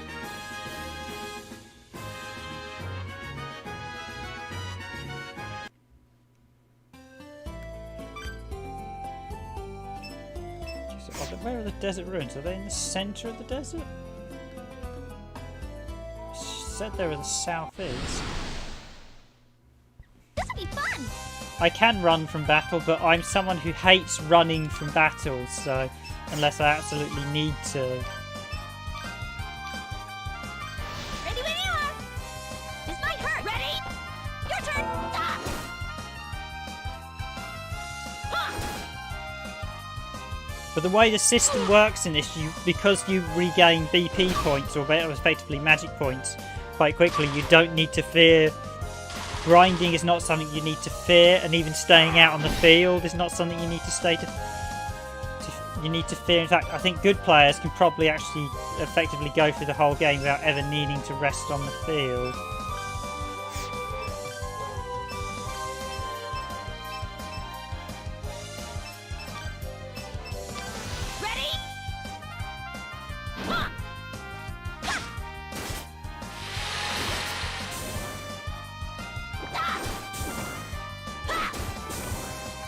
I'm going to ask, what is QOL?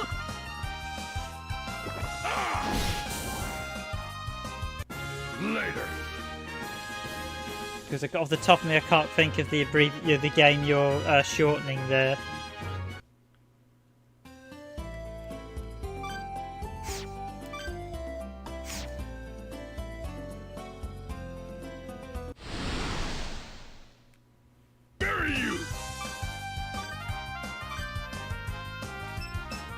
Do is Unity. Quality of life in terms of okay, my skill in terms of using combat skill and drafting is great for time. Yeah. I've not seen quality of life sort of abbreviated to QOL, so hence why I don't tend to use acronyms, because 1 in 10 or 20 people won't realise what the acronym you're using is. Yeah, I mean, this is a really... It's just got so much depth to it, and it's just so wellly done. It's clearly... This seems to be a game that they pre-planned everything before they did it, because it's just the system just works so well. It's just the same, some of Sony's... It's just a shame there's so few other RPGs to this quality. And I think this era, the PS2 era, was sort of the last of the big RPGs, because I think the cost of them became too much. We saw a big decline in a lot of... And this current generation is a next to no really good quality RPGs. Here we go!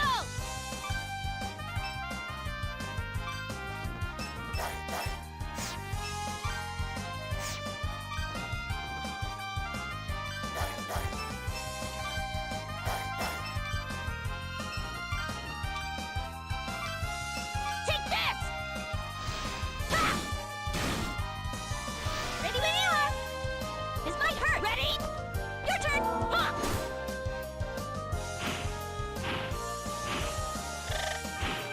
Okay, that... It's nice to see the enemies team up as well. I mean, how many games do you actually see the enemies team up and attack?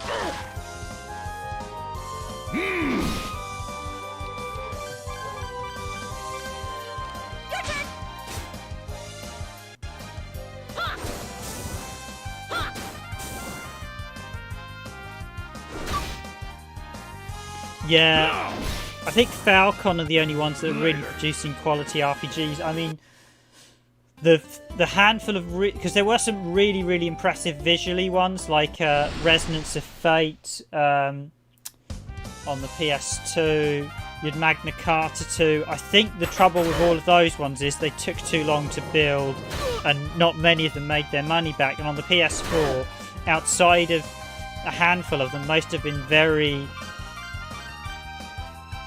pedestrian is the word. And you also get a lot of cheap anime ones, like the... So the Ateris Iris series is really... Atelier Iris is one of them that's gone very downhill.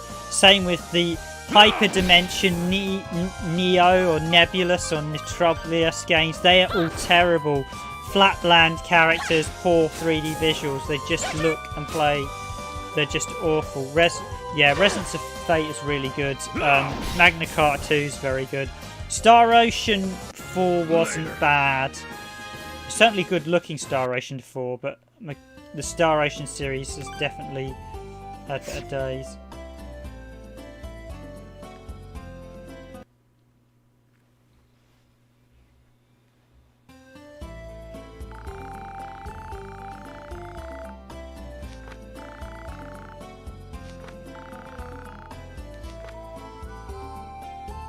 Oh, we've got to borrow the cup. We've got to borrow the...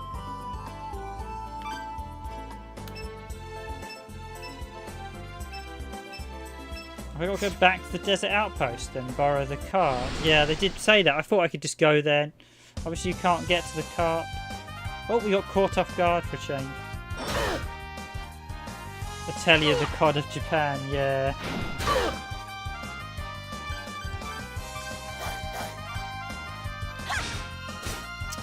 Blue Dragon is very good. Lost Odyssey is very good from the last era.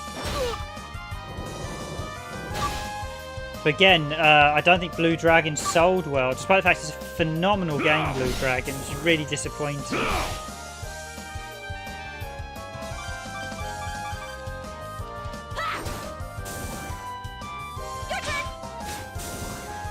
I really want to get into these ruins, but this is the thing with these type of RPGs, because you've probably got people like, oh, he's just running around the desert. I mean, this is what RPGs are like. Hence why quite a lot of the long play videos are like, yeah, we've edited sections down, but it doesn't feel right if you're going to take and edit out the grinding. But I know necessary, because Shining... I have been playing through Shining the Darkness, and each floor you just have to grind out. Each floor in that takes about an hour or two to grind everything out.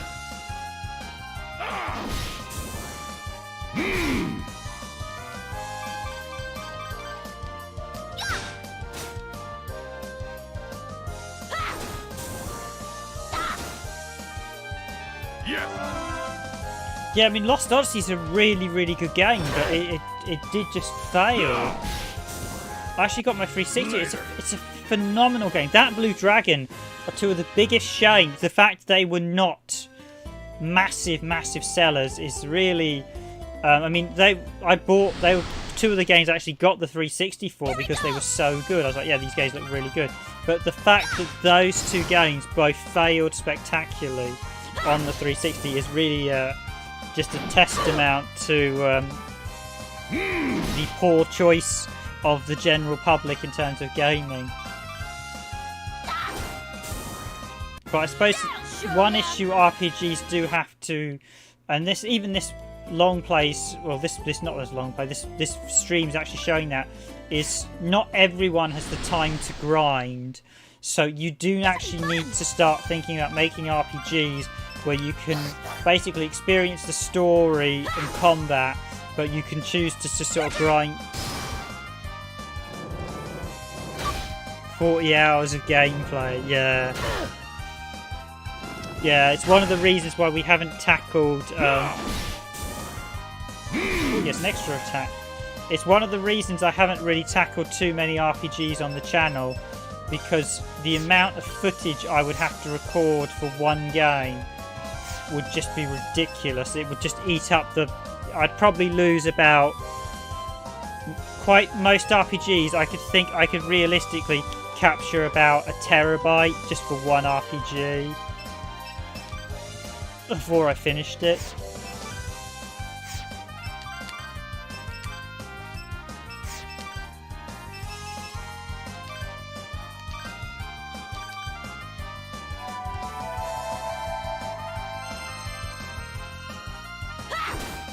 Oh yeah, I can imagine you enjoyed it all the time bit, but I mean, I'd be quite tempted to actually do a raw long play, but again, 92 hours. I mean, that would take weeks to upload as well. If I was to 4K that would take weeks. You would have to do that at 1080p or something, because it would take so long. So there's the Lunar Observatory again. Where are you?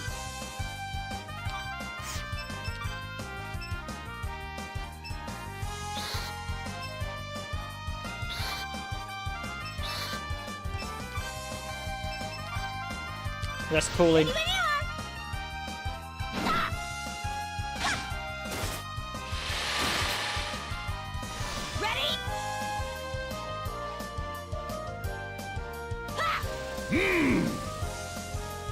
I need to actually do Grandia Extreme and Grandia 3 and Parallel Trippers on the Game Boy. I've got that as well. I was a huge fan of the Grandia, the original Grandia on Sega Saturn. So I did Grandia 1, I did Grandia Digital Museum, absolutely loved them. Did Grandia 2 on the Dreamcast, and that was a good game, but for me that was such a letdown compared to the original. And I haven't yet done Extreme and Grandia. Here we go!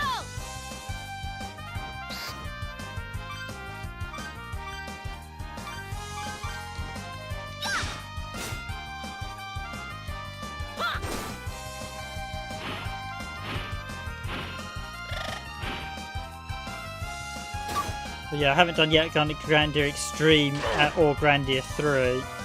But I would like to do some RPGs at some point in the channel. It's just a case of, I suspect RPGs I might upload at 1440p, not 4K, because they're just too long and they're just going to cost so much footage. I mean, one might be worth... I've been tempted to tackle this Eldorado's Gate on the Dreamcast, because that's not a huge RPG. Although it's 7 games, each game's only a couple of hours long. So I think in total, I think... That'll show ya!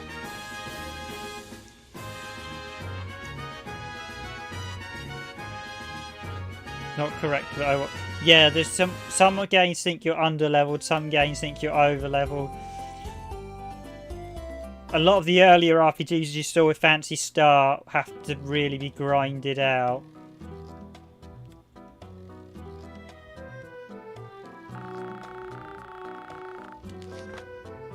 Do you see that my gold hasn't actually gone up? It's actually, as I said earlier, it's all about selling items. I actually have the whole set, so I will get round to doing them at some point. I didn't rest at the inn.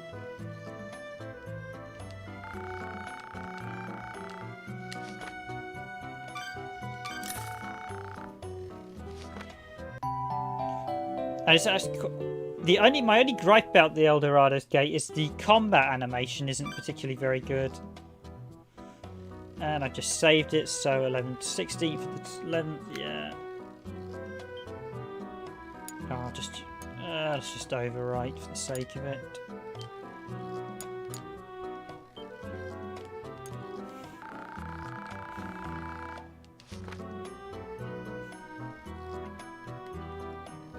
But you've got to do the Eldorado's Gate, it's worth doing them in order. The only downside is there was some Dreamcast DLC that was a particular weapon shop, and I've been unable to find anyone who has the DLC for download.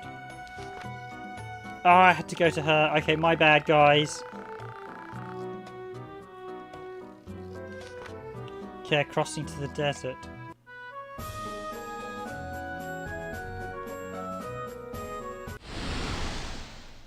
Okay, so... Here we go!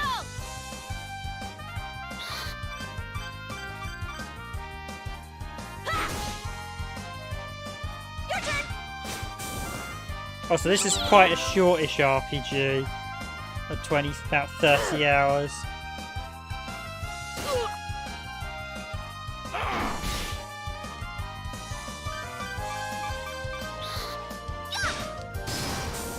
Your turn!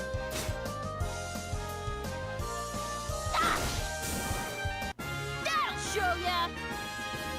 I think my record's about 300 hours for Final Fantasy 12, in which I got absolutely everything. Here we go! Ha!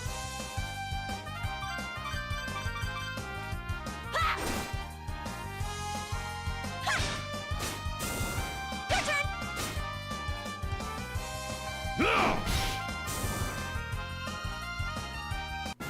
Later.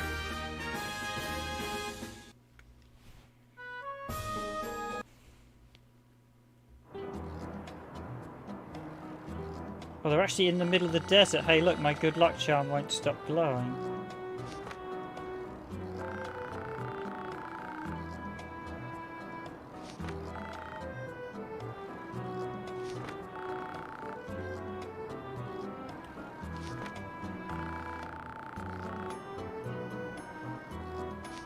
Oh, is that why I couldn't find the ruins running?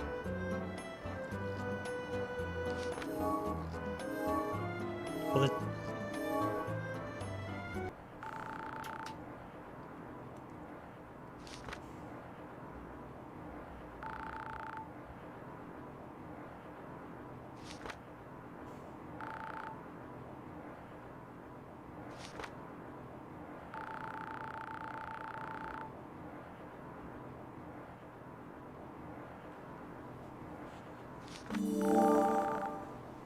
You obtained Mileidi's band, so we know.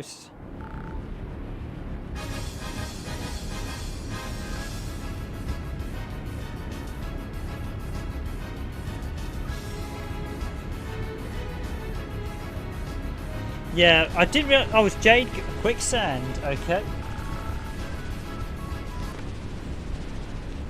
Oh, is Jade Cocoon quite short then? I remember you saying Kalonga's quite a short one.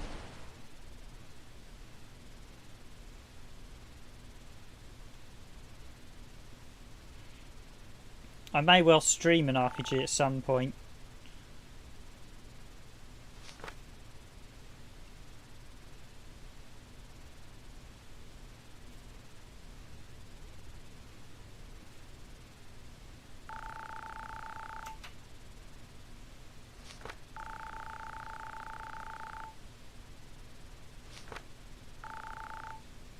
Where are we anyway? Ruins looks like. That's why I couldn't find the ruins. So this is the place Milady was investigating. Who knows? My good luck charm still won't stop glowing. Well, we better look for a way out and rescue the others. Again, like Sogorov's tale, they're all.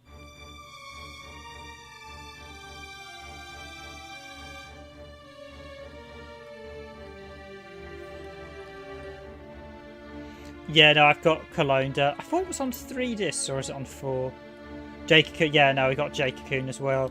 J-Cocoon is actually one of the few games I was able to force into 60 Hz without issue as well, which was very pleasing. Because it's clearly a raw sort of... it was clearly a raw 50 Hz port. There's loads of enemies in J-Cocoon to catch though, so... Although it's a bit like it's a Pokemon style game, isn't it?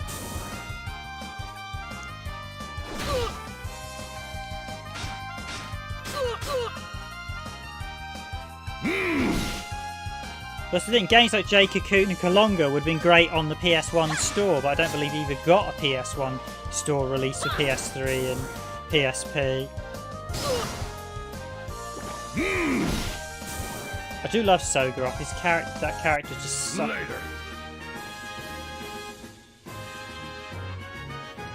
J-Cocoon has some fantastic music as well. I'm going to take a load of... Okay, I guess.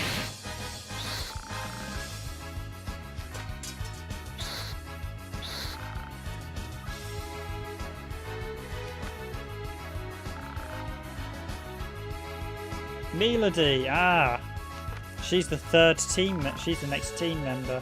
Solgraf, on our way.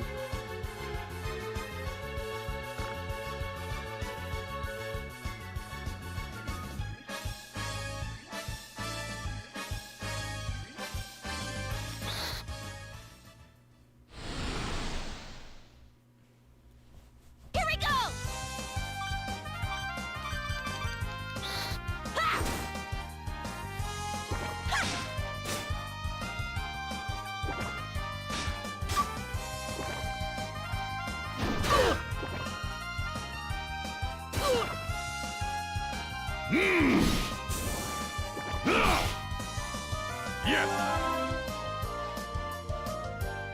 Solgraf learned Roundhouse. Okay, that's a new skill learnt.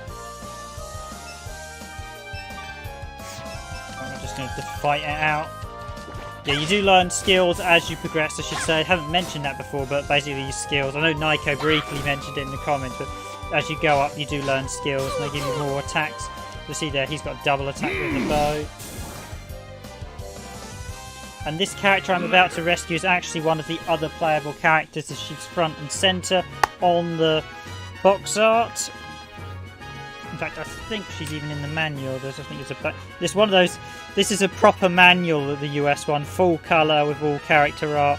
So nice to remind myself of what awesome manuals used to look like for Sony and everyone. Yeah, Melody.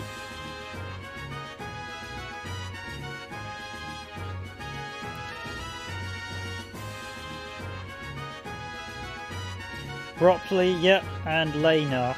Lanar, you actually saw earlier. You don't join me till later. Other characters from the Brave story you get. So you actually meet Wataru, Mina, and Kikima from the anime film, and as they are playable later on, as Nico mentioned.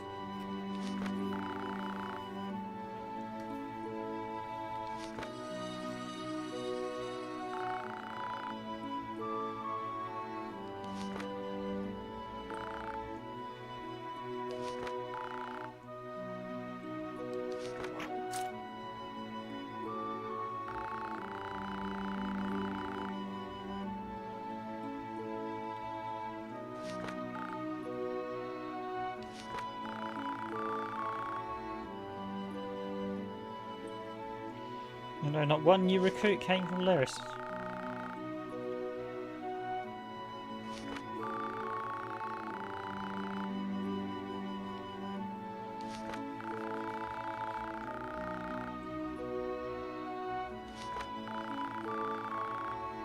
That slowpoke owes me a round at the tavern. I've got a few of XSeed's games, not many actually, I think because they're more North American. Although I probably played a few more of their translations. Chief Kaiti was killed in battle.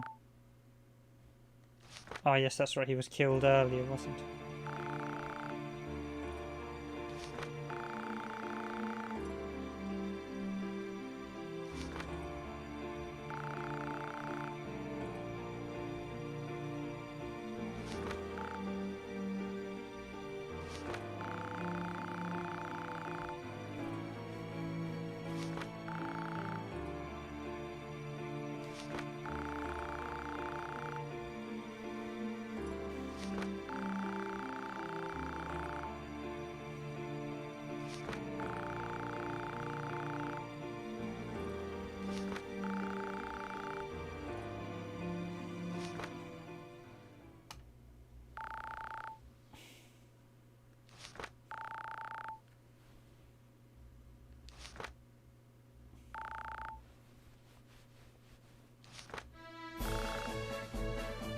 Yes, ma'am.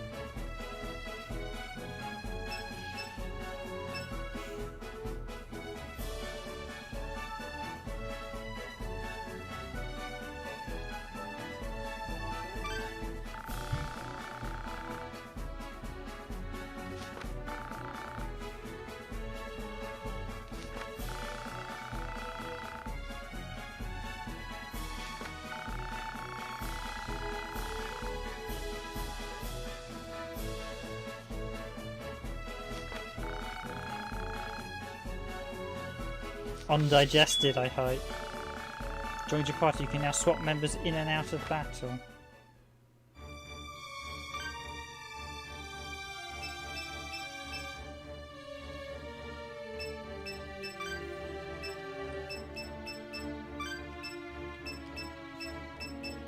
Now the downside is I don't believe I can swap out Tatsu in this. Yeah, you can't swap out Tatsu till you finish the game, so...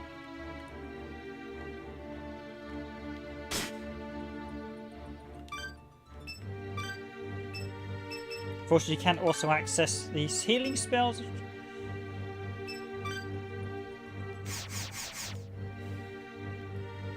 I'm just going to go this way. So this was a dead end. Good, good, good.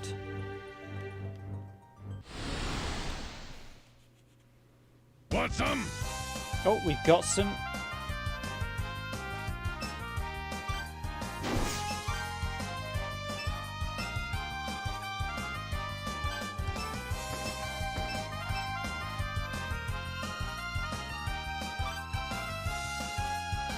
Seductress Warrior. Let's take out the... Y'all ready? Y'all ready?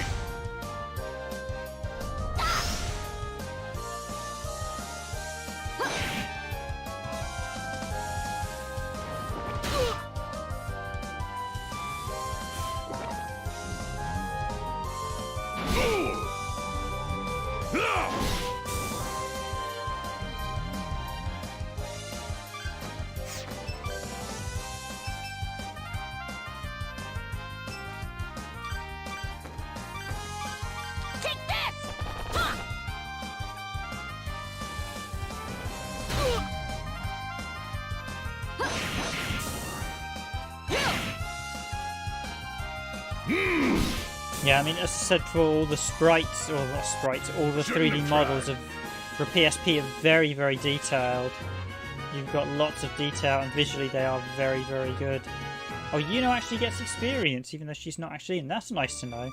Getting another nice mechanic Game Republic got with your even characters not in battle are getting experience. Which is something that doesn't always occur. In some games they'll get next to no experience if they're not in battle. This is the part where I hope I'm taking the right route, because... Yep, treasure chest. So basically you'll get... Most RPGs will end up with multiple routes in an area, but usually it's a case of one route gives you bonus routes, items, one route will take you to where the story wants you to go. So you always want to take the bonus route. Ah yes, I see what you mean about the human side, so that warrior guy is tiny compared to him.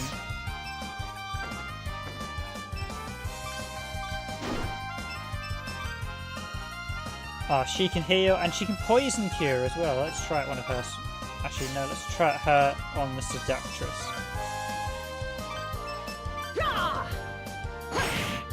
Take this!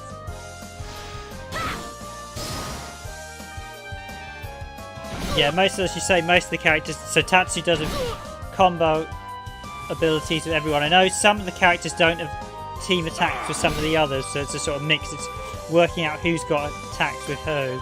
Yuno didn't seem to have any with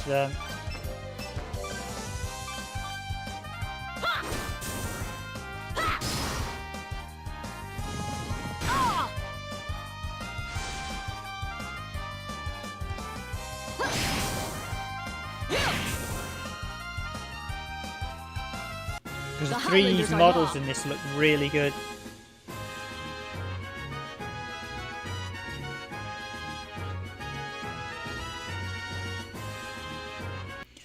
Yeah, it's a bit like Shining Force 3, you have to have them together to...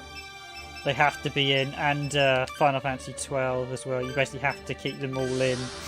I generally mix and match my characters as I go, I just change them out as I play normally. So I don't ever... It's one of the reasons I'm not very good at the original Fire Emblem, because I like to have all the characters, but Fire Emblem does not encourage you to have all the characters and level it. Encourages to level 1 or 2 characters. End of the road. Do we think that yellow brick can be pressed in the background?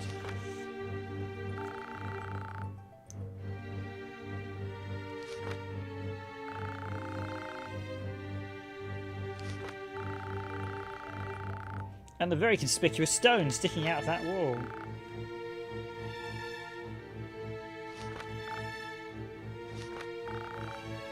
Mystery solved.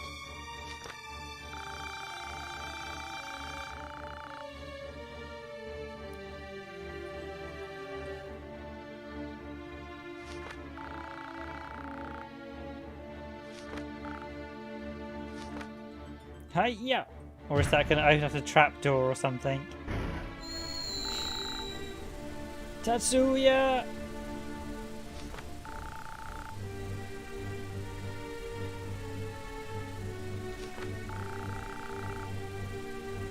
Try wrong solution, good grief!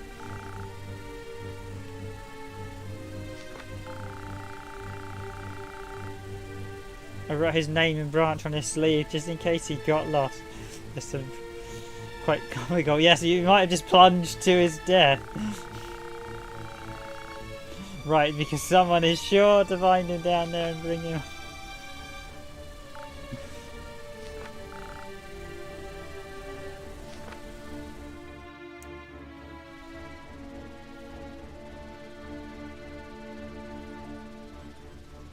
I love the fact he's got a massive sword as well that's over half.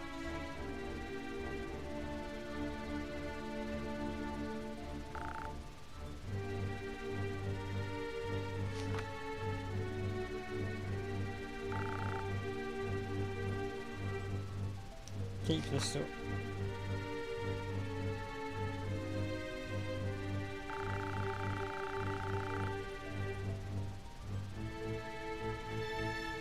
Oh, it's your right, it's a main story rival.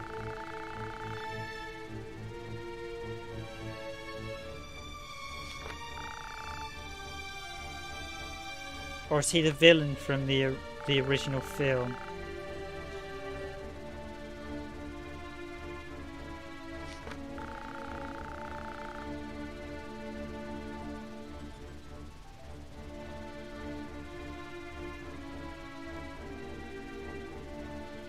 Yeah, hoping that someone will find him.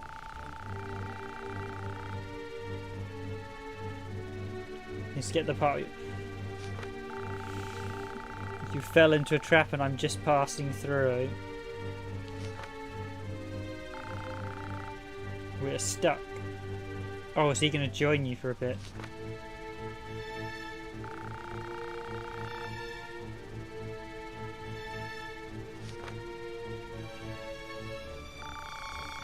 But someone put a spell over the entire floor that blocks warp magic. So there are a few bits in this game where you get temporary team members to play, and I think Mitsuru is one of them.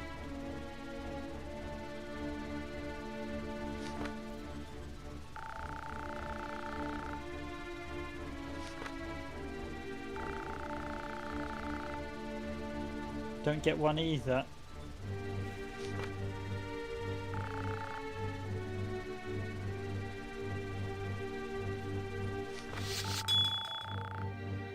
Yeah, Mitsura joins your party as a guest, so now we got. So there are guest characters in this, which is quite nice.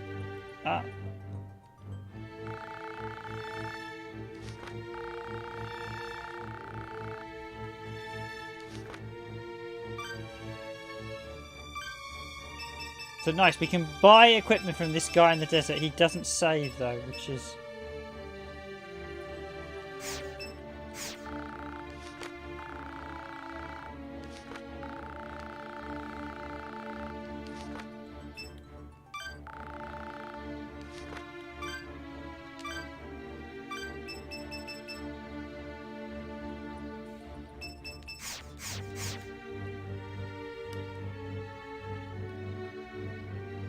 Okay, there we go. Examine.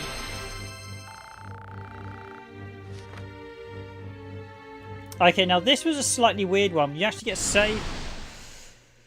Hi 8-bit SNK boy. Thanks for joining the stream.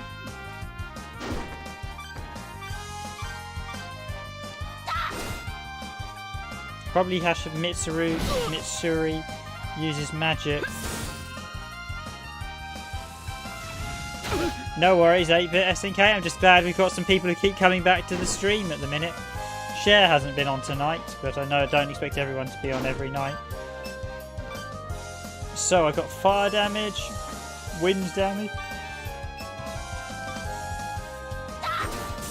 So he's got a lot. This got Zed Storm.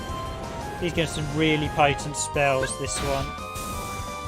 Weakness just absolutely decimated them. Of course, we're in our crushes. Simple as that.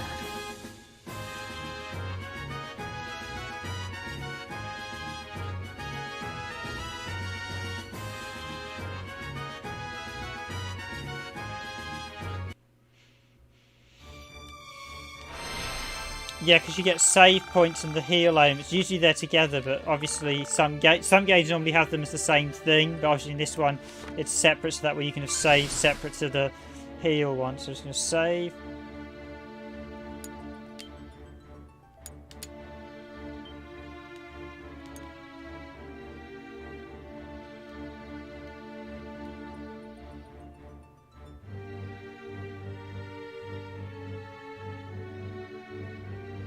And now I'm going to make a mental map of where we're headed.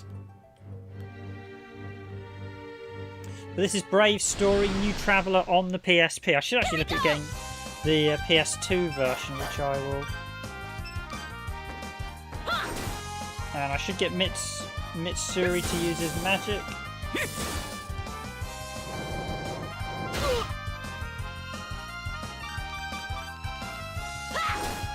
Well, he said Mitsui's a guest character, so he will depart our team fairly swiftly.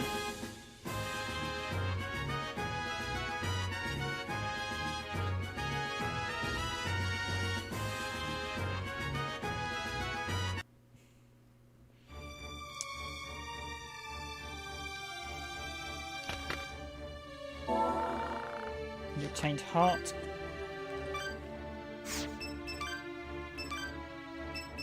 Okay, so yeah, you can't equip the guest characters, Traveller's got.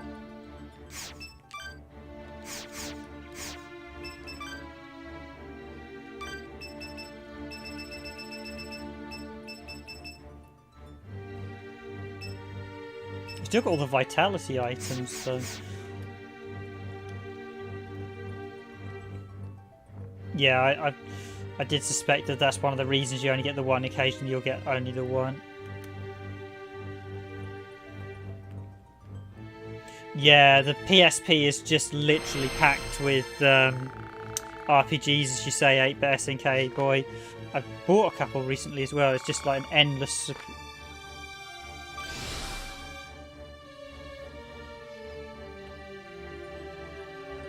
endless floor of them. I mean, they are. This one's really good. This one wasn't released in Europe. This is Brave Story, New Traveller. If you're after a copy, I recommend you grab it now before it rises in value, I suspect. Here we go!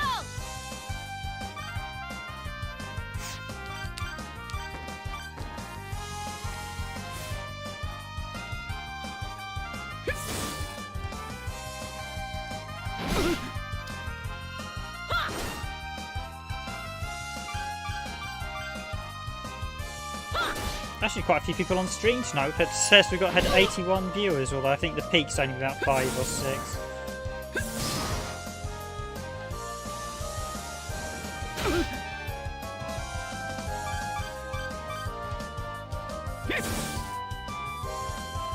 He also has a lightsaber sound effect with his star.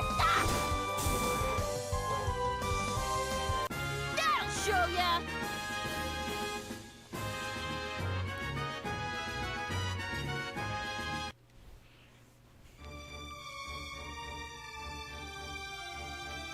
Okay, that was the way I was coming. Okay, so can we rescue the other guys down here, and when we reunite? It's quite nice actually. The guest character system is interesting in this because it means you can Step aside. not have your main party members.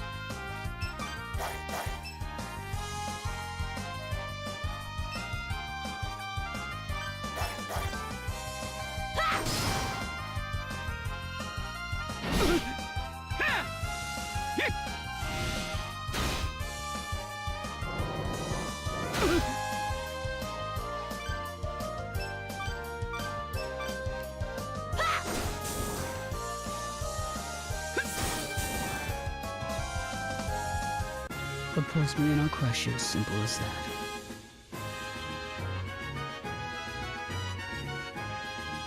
Yeah, I have an awful lot of RPGs.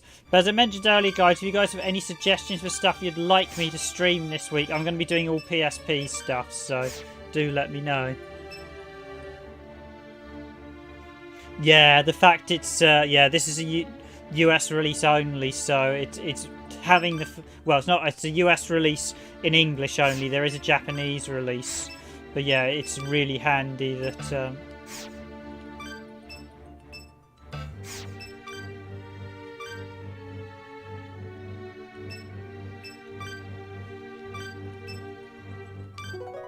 Okay, I'm going to have to actually use healing items, so I need to be careful.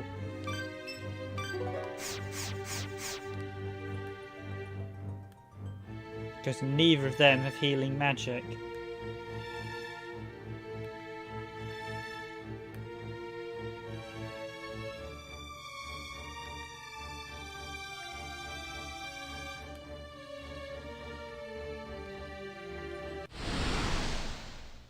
Here we go!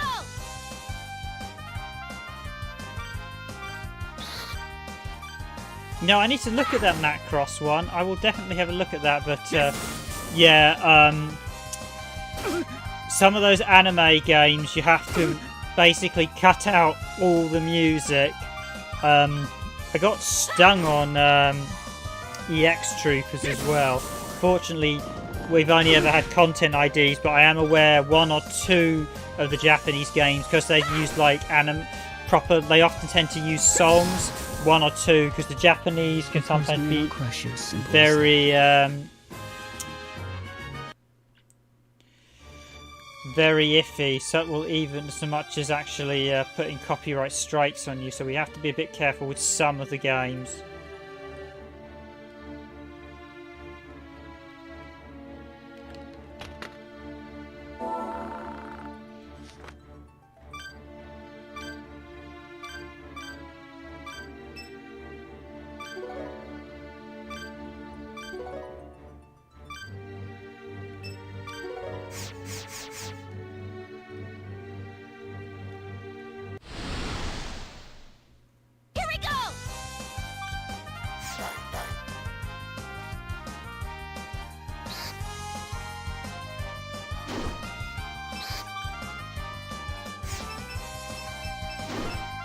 Yeah, I know you're. As long as it's a we've got. I mean, I've got a few content IDs. I don't mind content IDs, but it's you do have to be very wary. If you have a game that's using a song where only the official music's up and there's no video of the game, it's quite likely the game will give you. You may well get a strike.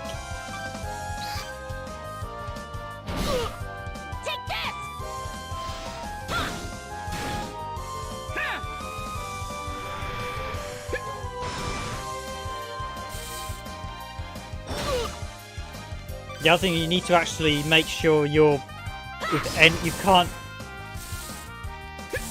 The one thing I have avoided is doing soundtracks. Now, if we were to do soundtracks, we would have to do it as a non-monetized channel. But I just wouldn't do soundtracks because I like to leave that to the official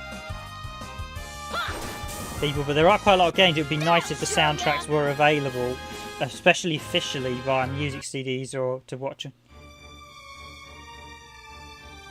All around the world. Ah, yes.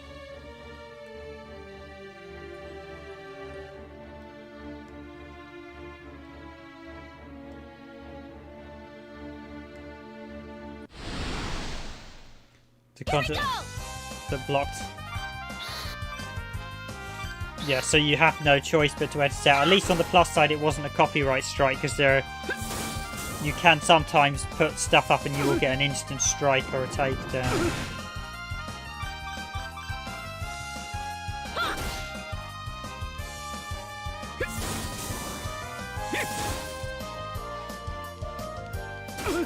Hence why I don't tend to cover. I tend to avoid anime games because some of them can.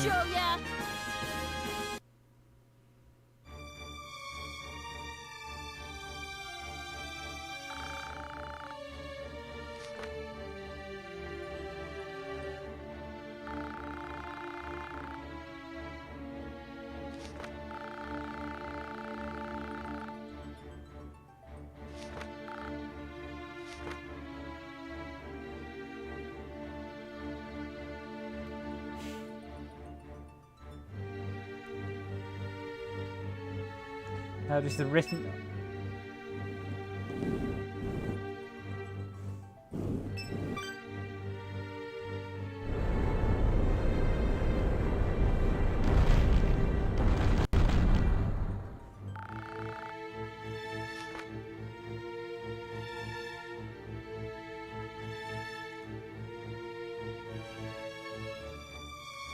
So I'm actually going to...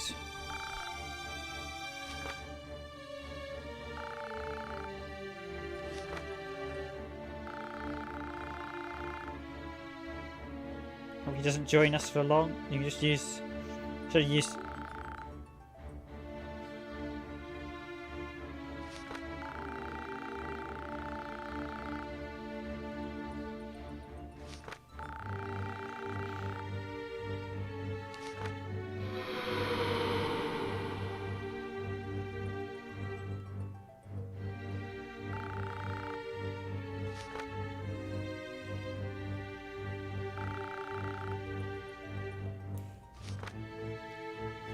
And like any good RPG, I know there's some stuff still on that floor, so I'm going to go revisit that floor.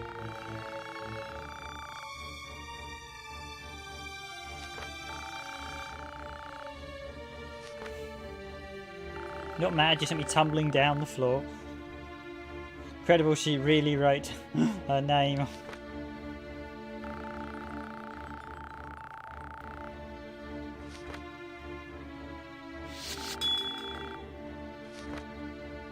Okay, great, that means we got the healing magic back.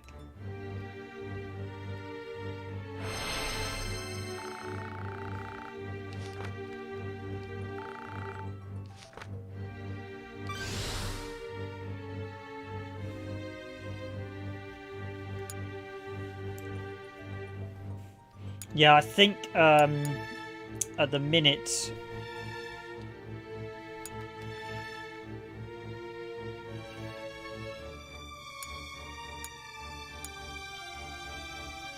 I did the King of Fighters history videos, or we videoed the history from to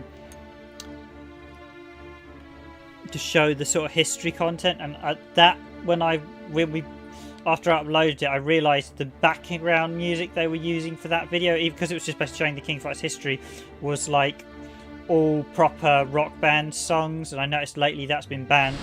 It's still up, but it's not available in a number of countries. I'm like, oh great.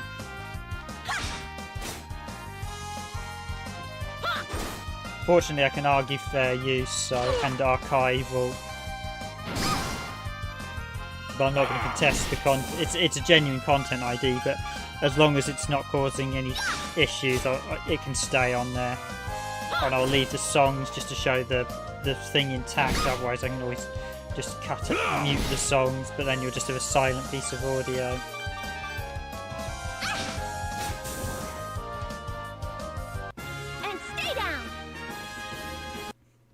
Annoyingly, there's been issues whenever classic soundtracks get re-released to video games. They often make the mistake of uploading them to YouTube, which is... Okay, we've got another door down.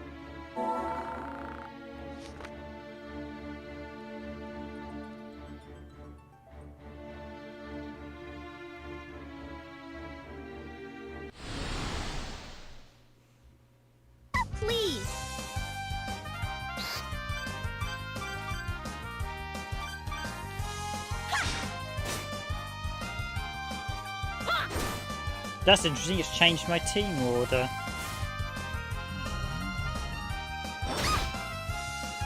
And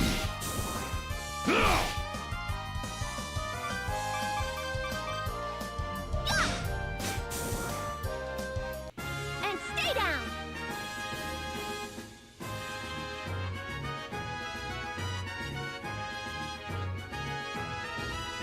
Yeah, we've had a few of those.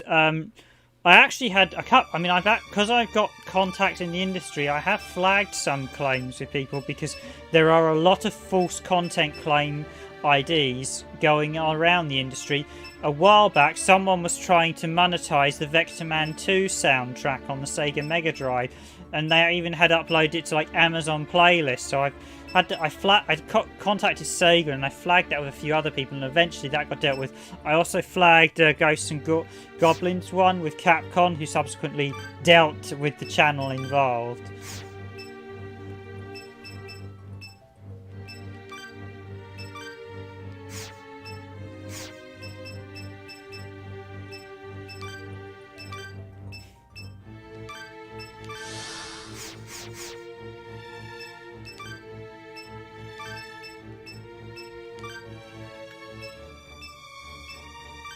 It would be...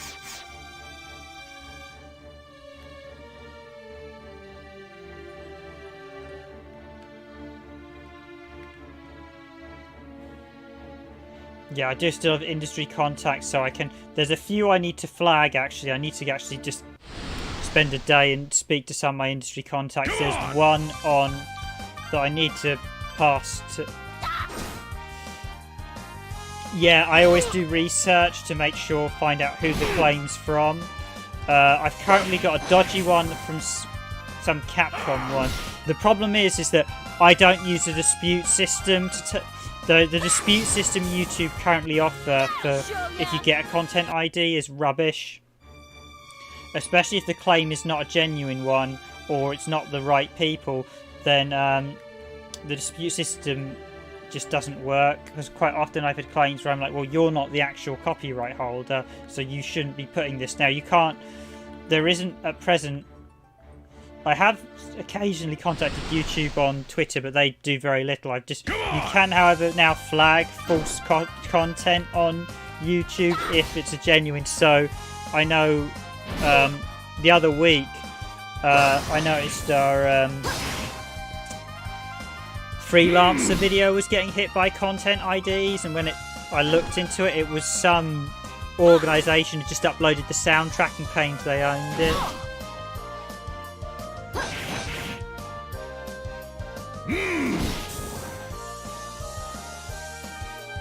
Who the kitten?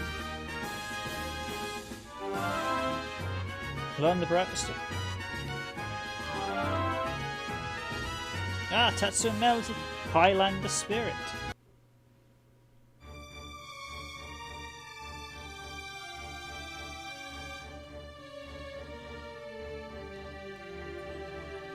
Yeah, we got... what you have to watch is when games get released retro-release soundtracks, often the people who release the soundtrack will inadvertently upload the content. Upload that soundtrack to YouTube, so they're not technically the copyright holders. I had that issue with Virtua Fighters and Sonic Adventure. I need to check if it's been undone for Sonic Adventure, because basically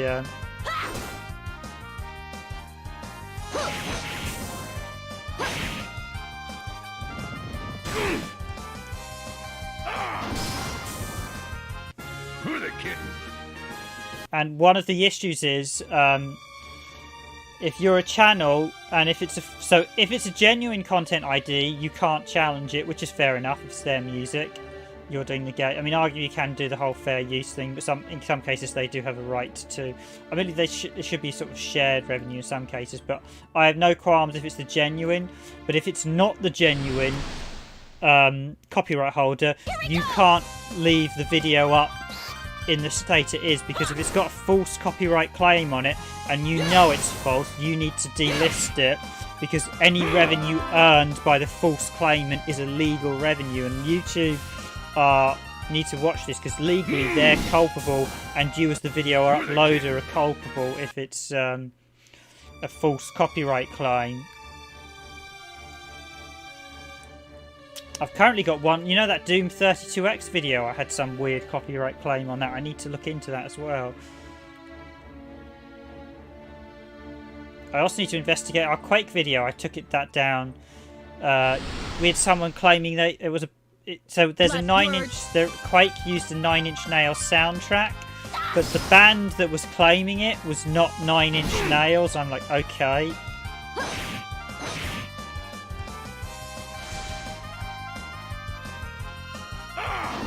There have been a few foul-up content IDs as well. About a few months back, some company claimed the footage of Breath of the Wild. That content ID got removed in a matter of hours.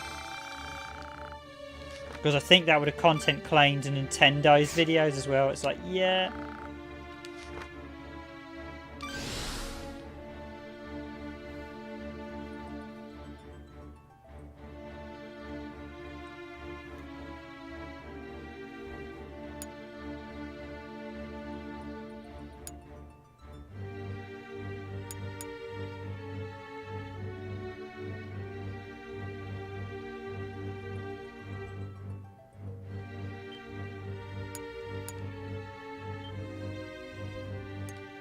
Yeah, in a lot of those cases, all you can do is contact the original developers and authors and let them know about those dubious claims, so that way they can deal with them. Although YouTube now, if they've uploaded it via a video, you can now subsequently put in a case against the video and say this is this soundtrack, these people have no links, but you do have to check all content IDs, because I had a few where I've investigated, they've clearly been genuine ones, so you have to abide by them, but you need to make sure you track who's involved with what. Who the kid?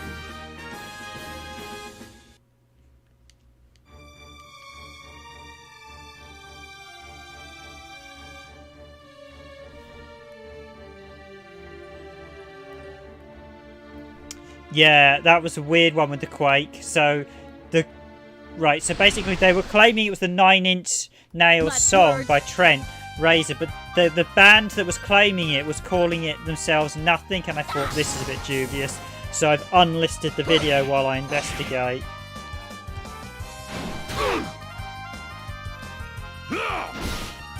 I also need to have a go at there's some band that done a cover of one of the Mega Man songs, and they've claimed the composition on one of our videos, and thought, well, no, you're not Capcom.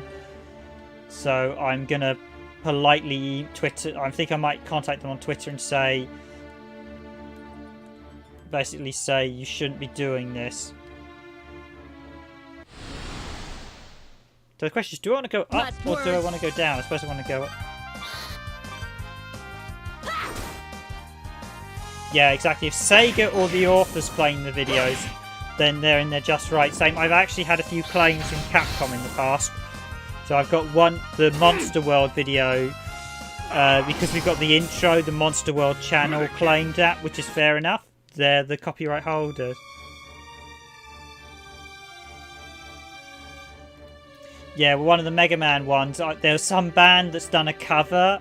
Now, they've done an official cover song, but they're claiming the composition when they can't claim it because their cover is based on another company's work. Last words.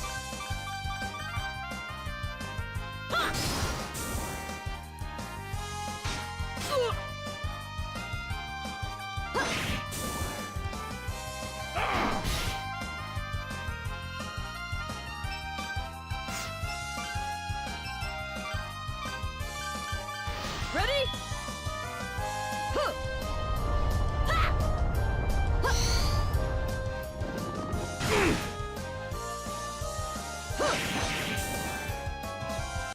Well done. Yeah, the medieval video I've got's been claimed by the composer, so I have to abide by that. So you know that medieval video, I did know that was going to get claimed because I saw earlier when I was looking at it.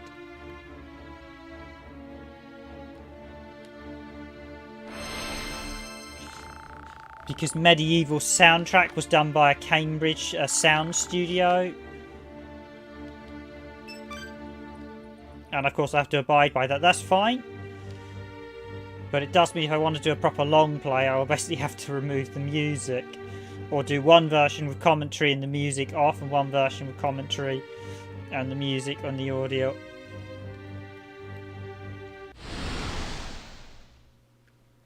Here we go. I mean, if they're the composer, they're entitled to claim it, so you just have to abide by it.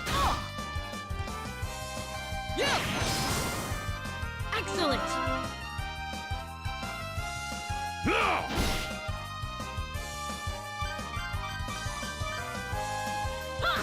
I mean, after all, you're featuring their work.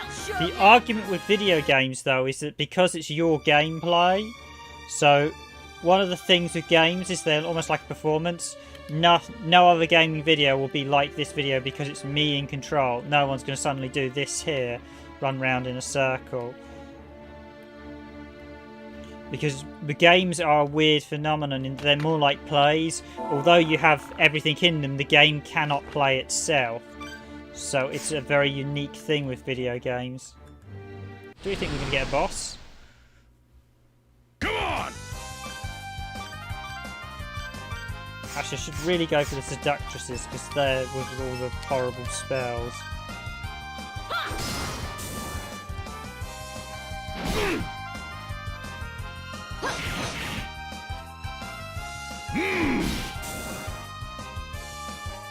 Who the kitten? There is, as I said, there is. If you like Brave Story, there is a PS2 Brave Story as well. That.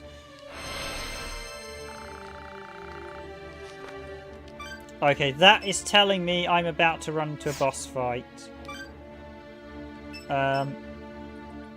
Formation. I'm gonna swap in. You know. Arena.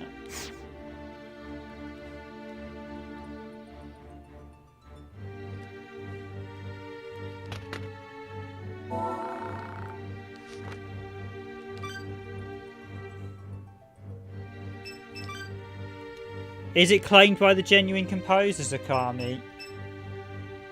Should actually check because we've got her fire bracelet, haven't we?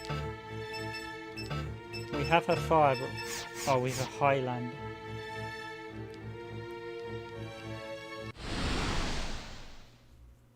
Let's hunt him down.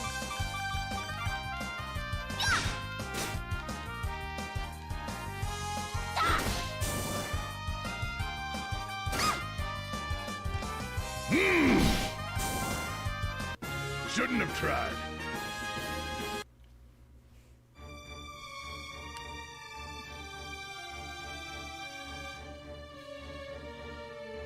Okay, this reeks of the boss room, but there's no sign of the boss.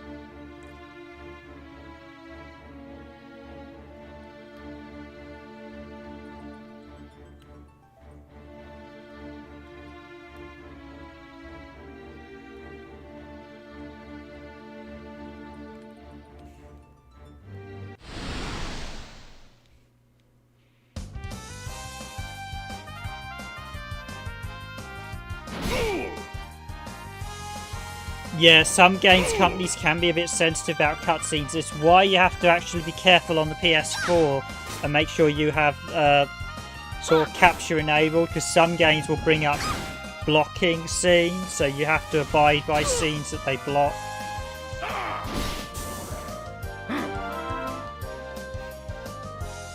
Which a lot of developers don't do. So one thing I've stopped including now is like splash screens for companies, because a lot of companies don't like their splash screens. So out of respect for them, I do not include their splash screens, because if they don't want their splash screens, so they do ask you to remove the splash screens, which is fine. If they want them removed, that's fine by me.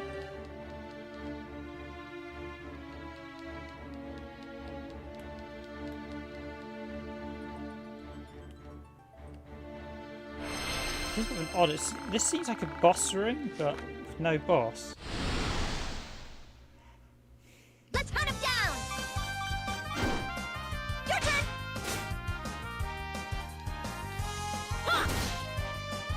But yeah, if you like this, there is like a Zelda-style Brave Story, so I'm going to ask you. I need to try and grab a copy of that as well.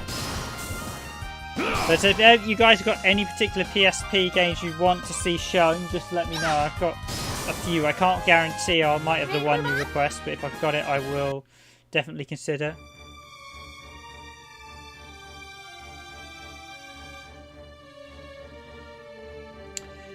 Yeah, Primeval has the same sound guys as the ones who did Medieval. It's two composers, so what they've done is they've actually released their work on music CDs, and I think it's the music CDs that are getting picked up.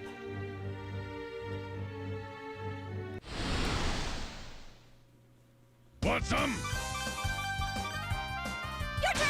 and Primeval, because that was Sony Computer Entertainment Cambridge as well, and Medieval Resuscitation. I'm sure it's the same musician who did both.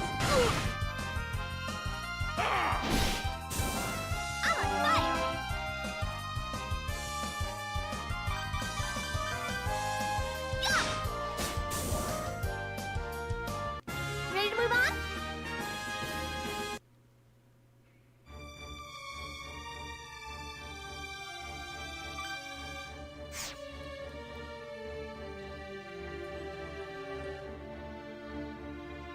Oh, Primeval had some Rock Band.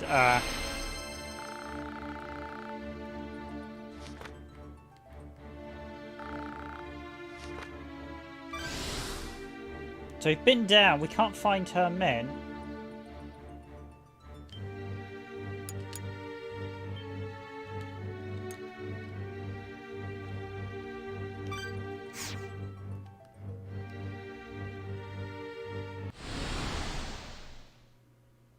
Want some?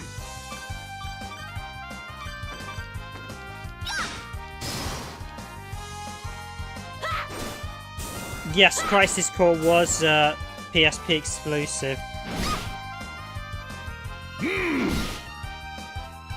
Are you asking to see Crisis Core 8-bit?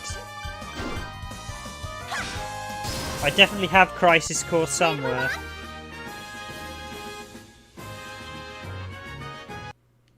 Yeah, weirdly Sony of Cambridge actually didn't seem to have in-house musicians and seemed to highlight their work out to other studios.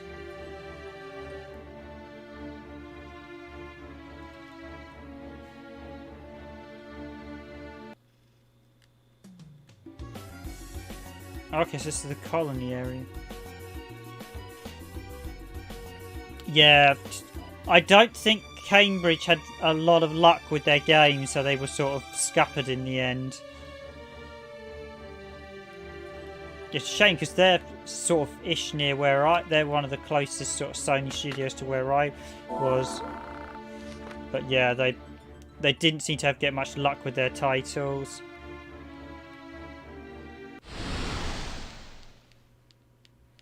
Here we go! Your turn!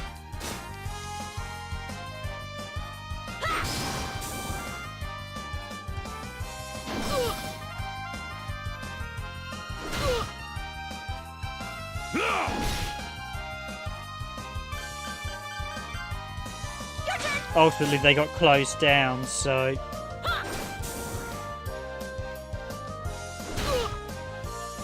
Medieval, yeah, I think Medieval was probably their most successful game. Shouldn't have They tried. did the 24 game as well, which I think was a big mistake. Because I think that was quite a big flop.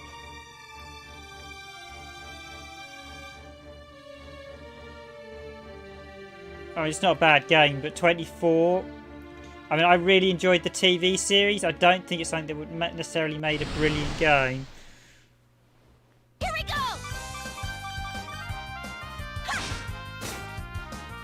I think their last project was one of the Gorillas. They did the PSP Gorilla, I think. Or Killzone. Killzone, I should say. I used to joke because Gorilla used to be the Killzone company. Whenever they'd announce a new game, you'd go, "It's a new Killzone, isn't it?" And it was like, "Yep." I think I've exhausted everything I can say about Brave New Traveller, seeing as we've sort of we've gone over it for an hour. Because it's the thing with RPGs.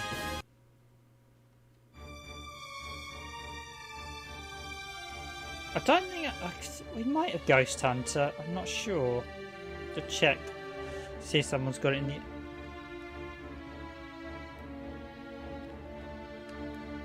That's okay. I'll. Okay, so that's the brick where we fell down. Okay, yeah, I'll look about digging it up. I know it's somewhere in the randomized gaming archives. I know. I think I've got it in my personal collection. But I'll see if any of the other guys have got any other games. Okay, I'll put it towards the end of the week.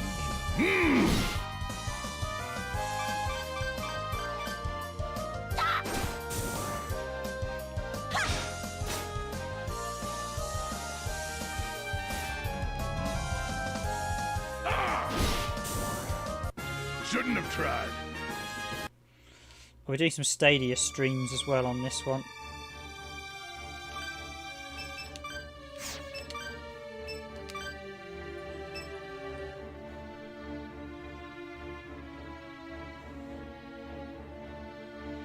We're just different enough to avoid not getting sued. One of those type of games, was it? Yeah, I think Medieval was their best game, and Medieval was a bit clunky in how it played. I'm surprised they didn't make a third one, but I don't know how well the second game did. I have a feeling the second Medieval might have flopped. So what's the point of that weird room down the bottom? Were you supposed to take Mitsugia there? Did I miss a cutscene by not taking Mitsura there?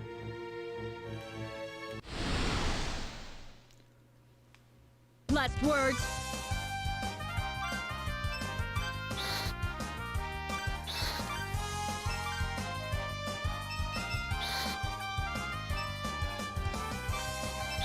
Die.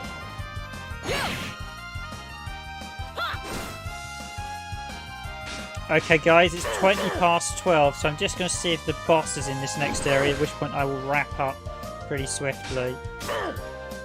I hope you've enjoyed this stream of Brave Story New Travel. As we progress into these ruins. I'm kind of hopeful I can get to a boss just before I wrap up.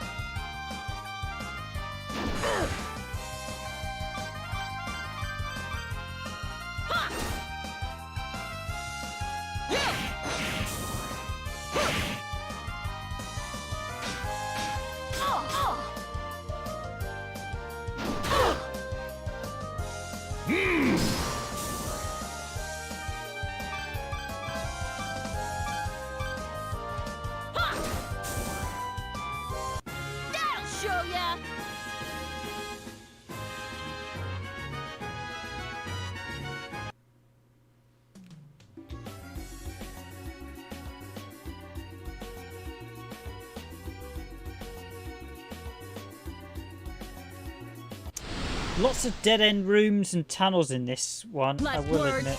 Oh.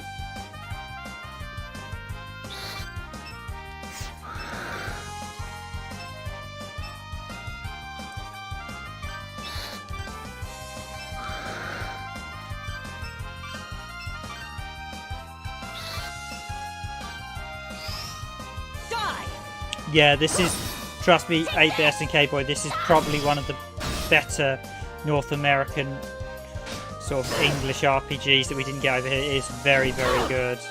You asked.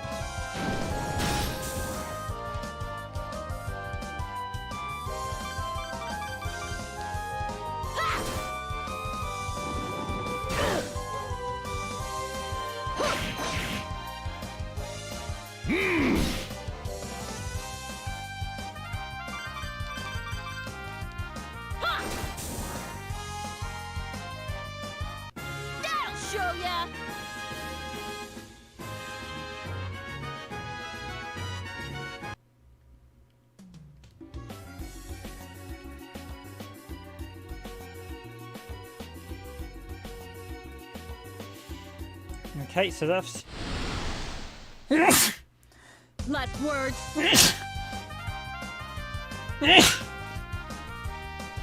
Okay, so this is where we got two lords here, and they both look a bit...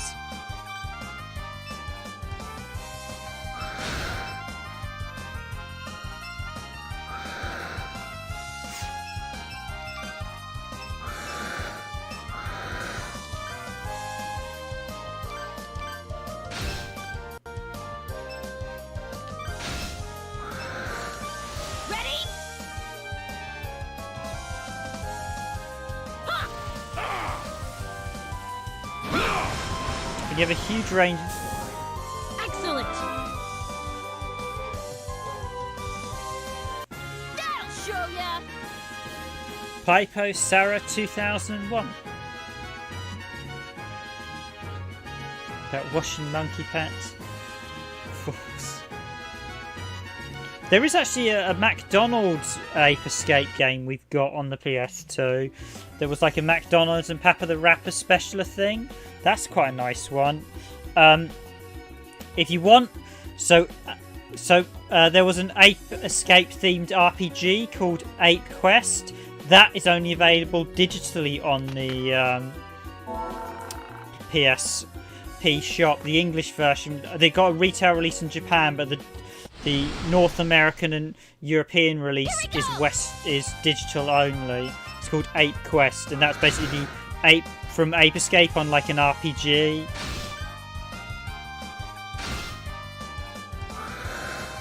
Yes, the McDonald's one is a demo. The McDonald's is like a mini demo, but it's like a special demo of McDonald's. It's got some other bits and bobs in it, unless it's the same thing you're talking about. Which is quite... I haven't actually played it myself. One of the other guys played it. Basically, it's got like a McDonald's. It's got Papa the Rapper and Ape, and one with little dudes from Ape Escape on it.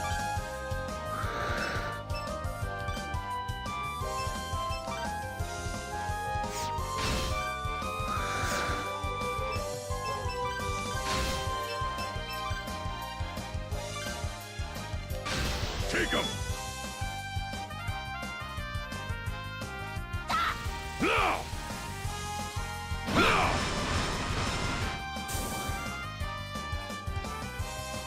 That'll show ya. I can't remember the name of the demo, to be specific, so...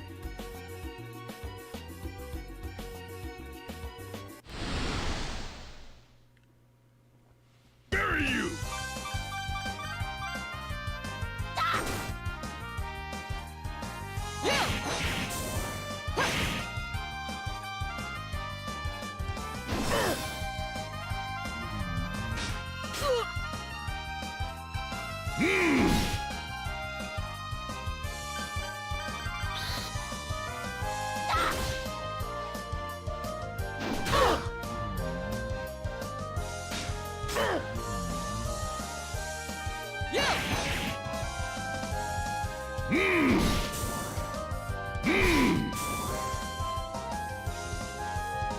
Later.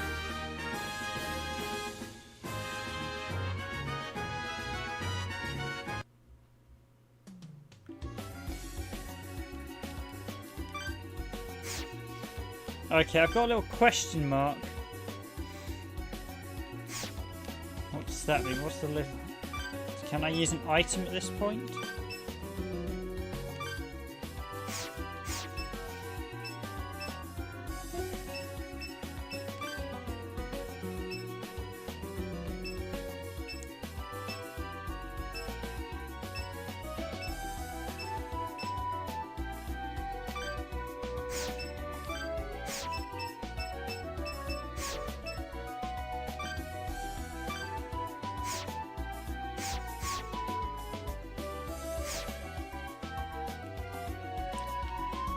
I was supposed to do something there because that's got a question mark there.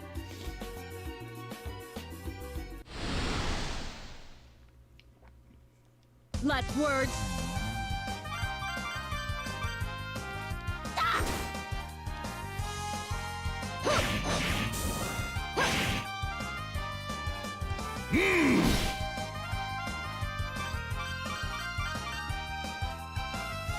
Appreciate the likes for the Brave Story, New Traveller. This is definitely one at some point I'd love to do a playthrough of if I get the chance.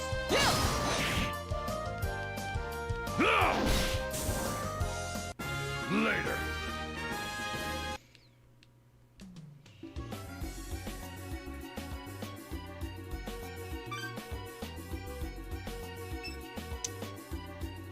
Ah, thank you.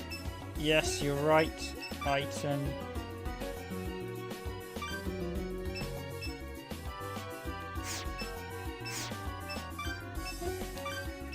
Is that going to work?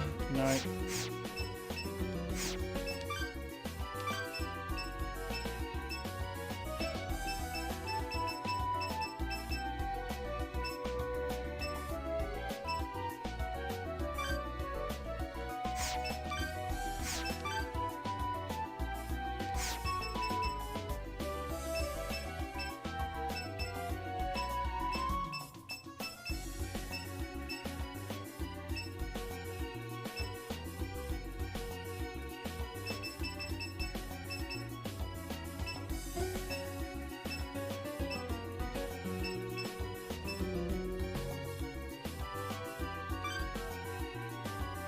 Cures one ally's oblivion.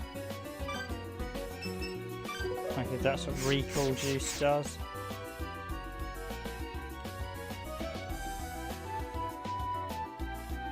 So we've got this again. This.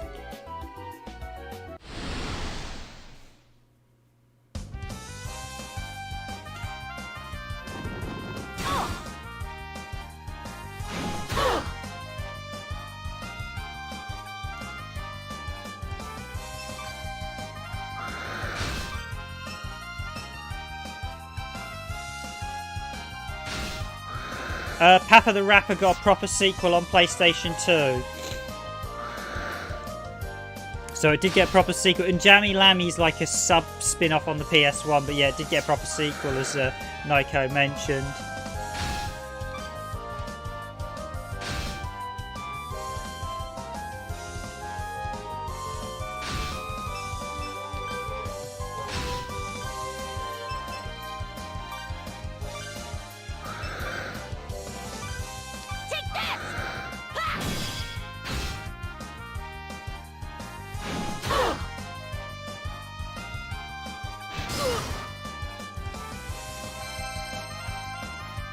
You asked!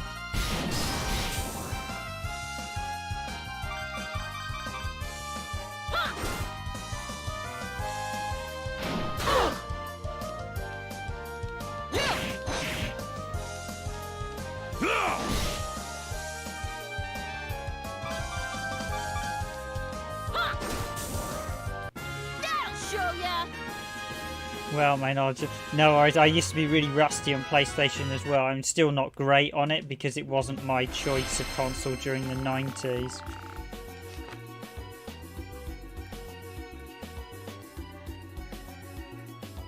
Yeah, it is on PS4 as well, as is the Papa the Rapper. Well, the remake of Papa the Rappers, I think, is just a port of the PSP version. I do have the PSP version of Papa the Rapper as well. Last words.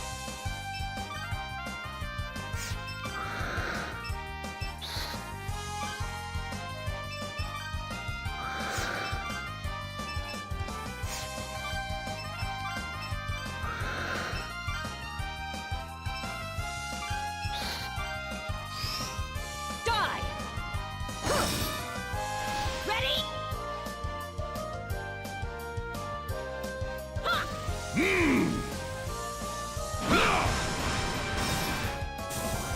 You asked!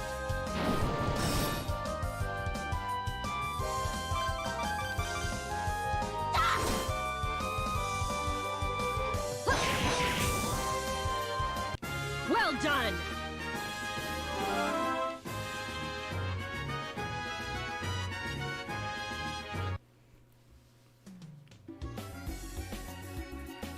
Although there's never been a Papa the Rapper 3 to date, which I'm surprised there hasn't been. Ooh.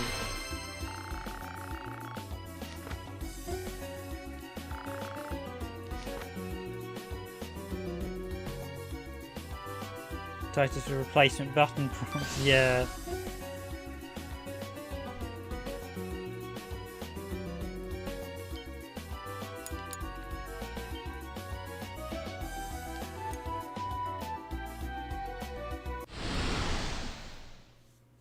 Bury you!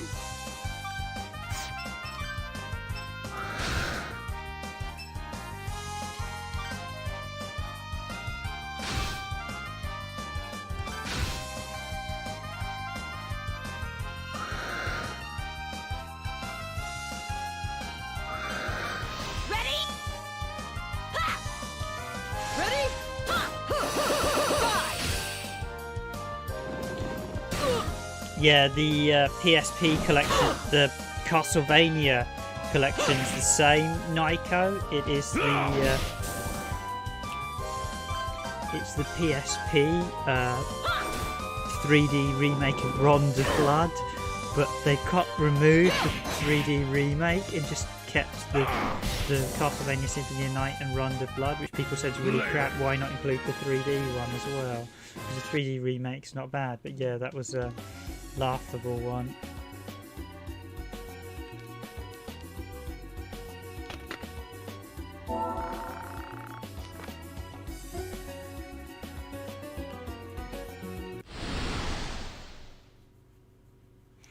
think Last words. Loco Roke. I think Pataphoon's the same as well.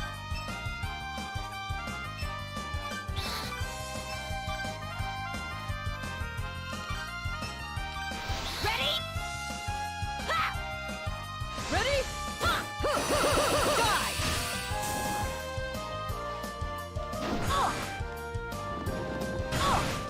Die! You ask. Later.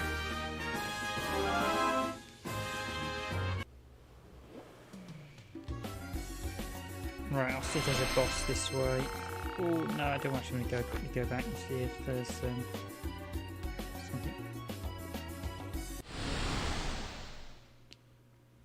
Last words.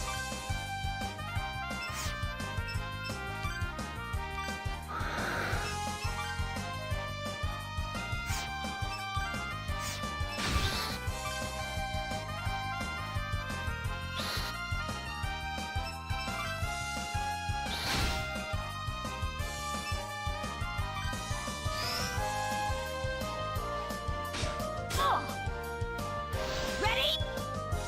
Ha! Ready? Ha! Die!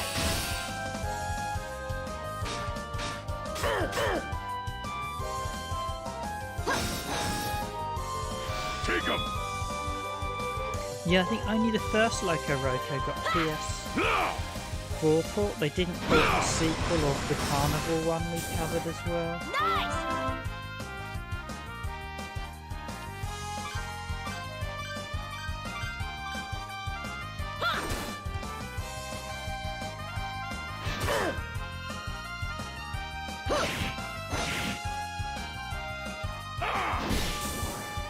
Yes. Out of interest, guys, for tomorrow's stream, would you prefer it I didn't have you guys in the chat on the right side and instead just blew this up as big as it could be? Would that be better? Because I'm just thinking that might be a better idea to give as big as PSP screen as possible on tomorrow's stream. Bury you.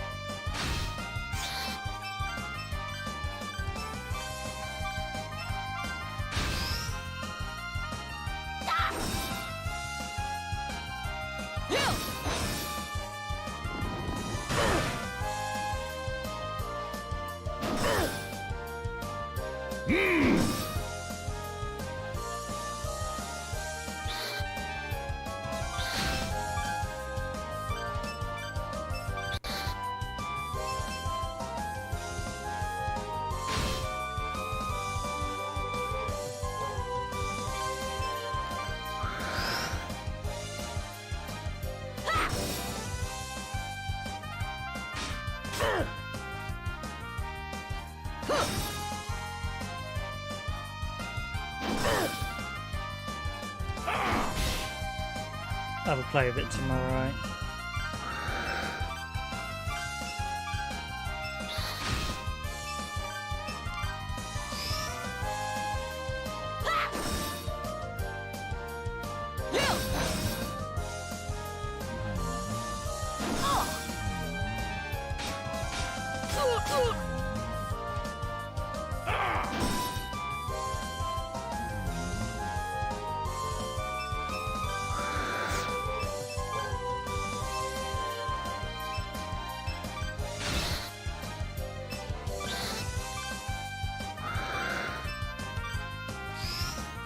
Yeah, I was going to say good night, guys, because I'm probably going to wrap up in a sec myself. So, hope to see if I can get to a boss, but it's coming up to 1. It's 20 to 1 in the UK, so I know it's even later where you guys are. So, night, guys. Yeah, night, Nico.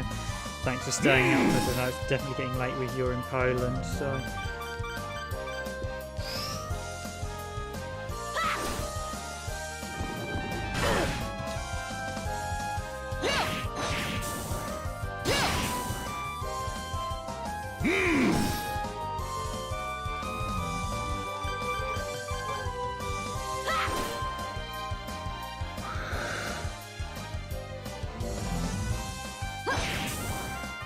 Excellent!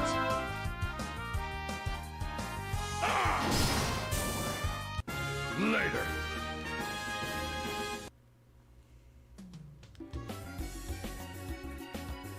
Oh, and it was a dead end. What?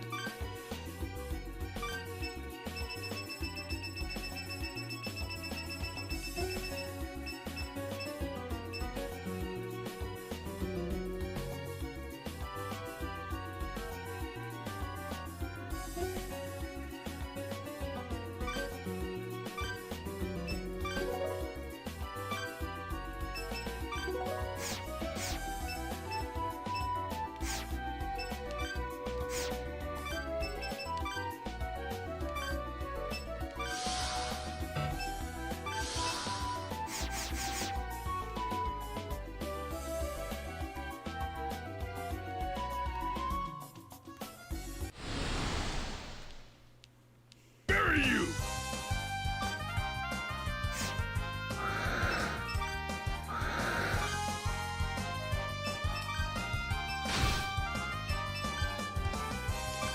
Ready? Huh. Ha! Huh. Ready? Ha! Ready? Ha! Five!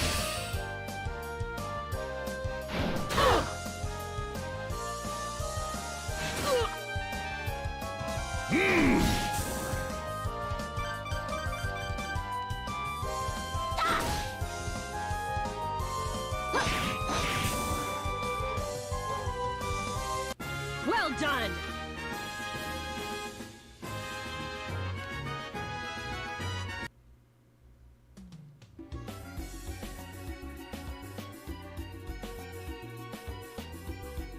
Right, so that was a dead end.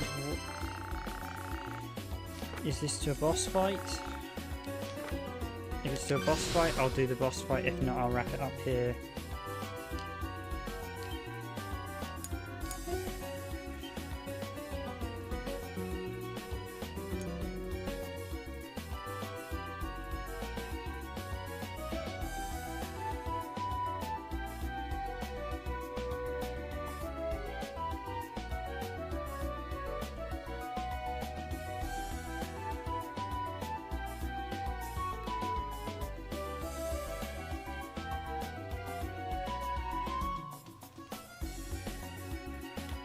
Okay, this is a boss fight.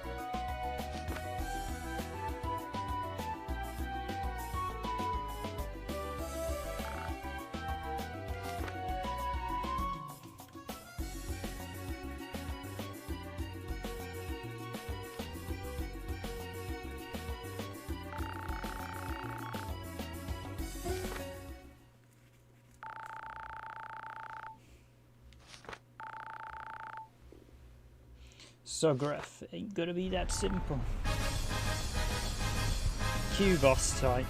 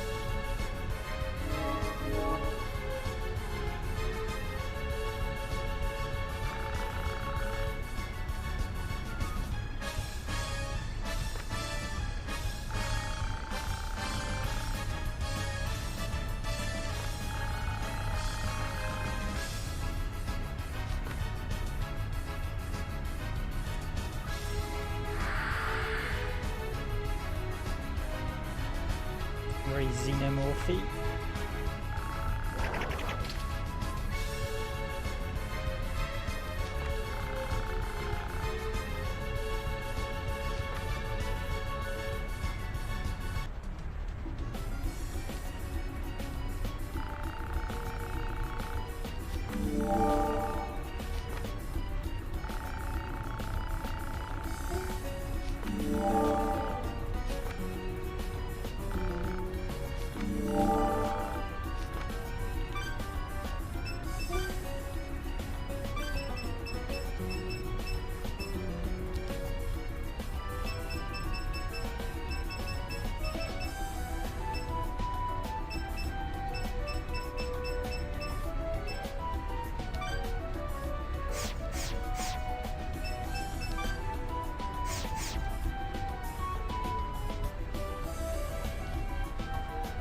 It's boss time.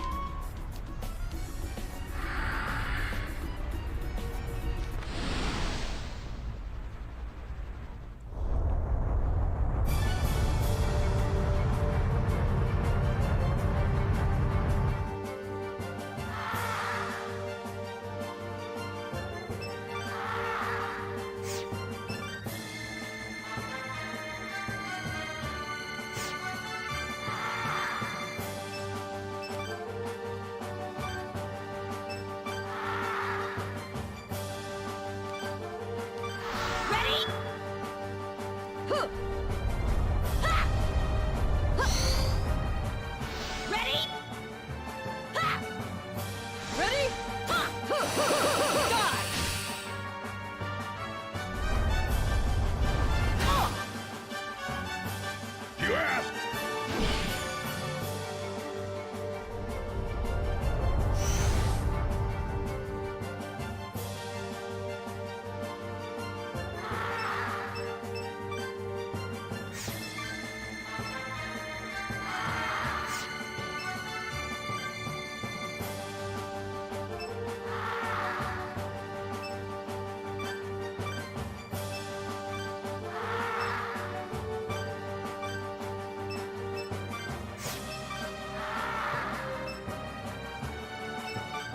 Take this!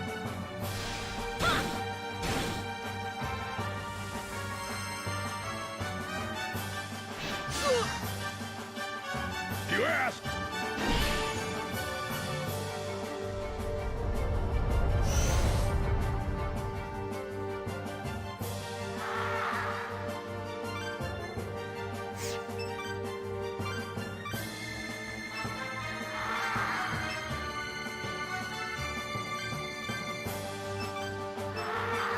Die!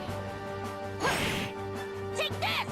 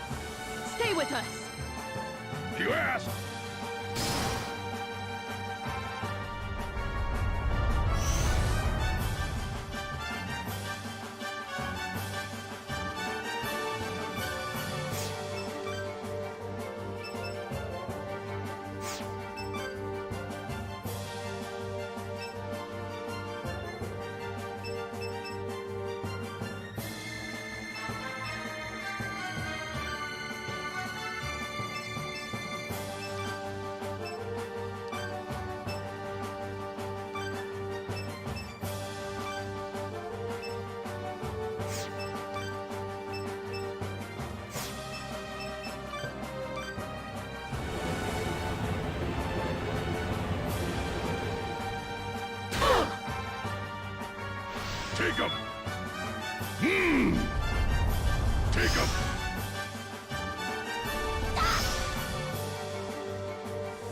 Stay with us.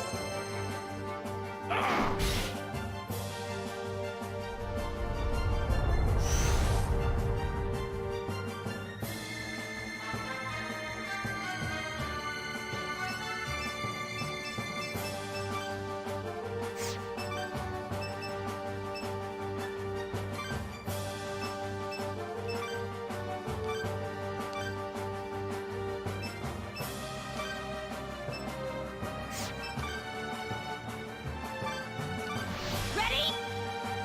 Ha! Ready? Ha! Die!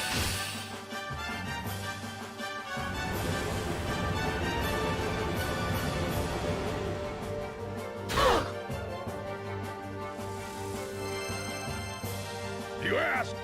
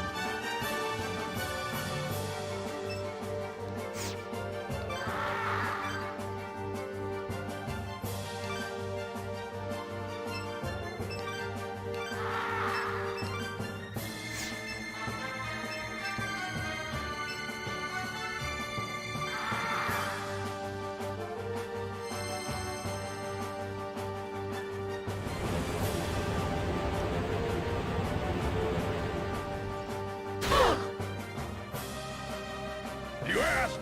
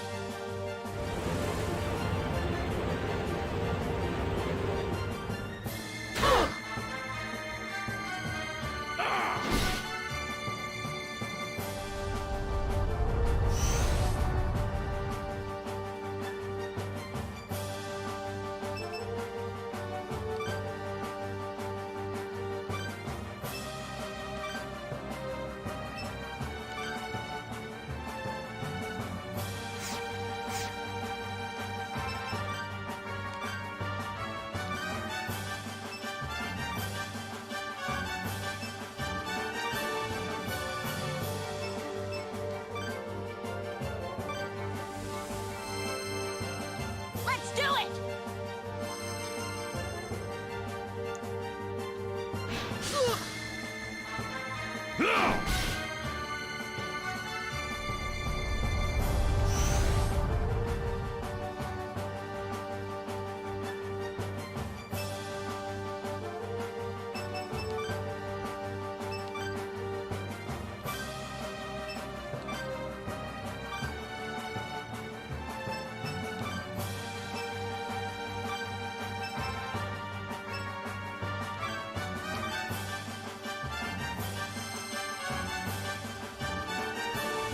Stay with us. You asked.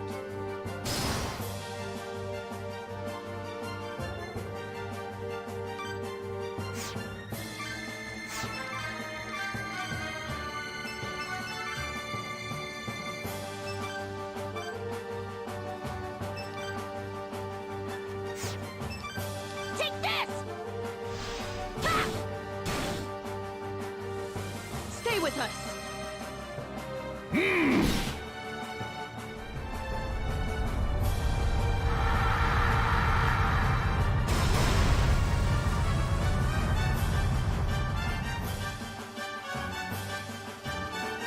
Yes.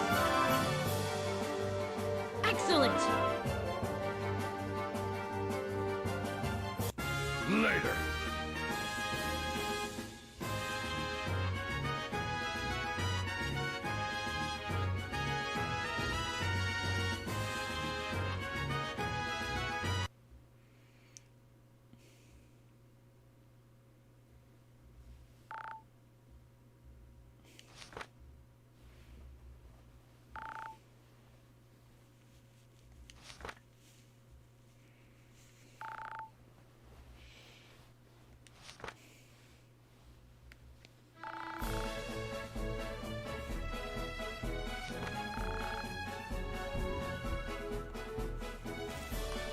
Yes, thank you, SNK boy. I'm just going to speak softly now because I know it's getting really late, so I'm going to wrap this up here. I will just quickly head to the save point once this cutscene's played out, and then I'll be finishing.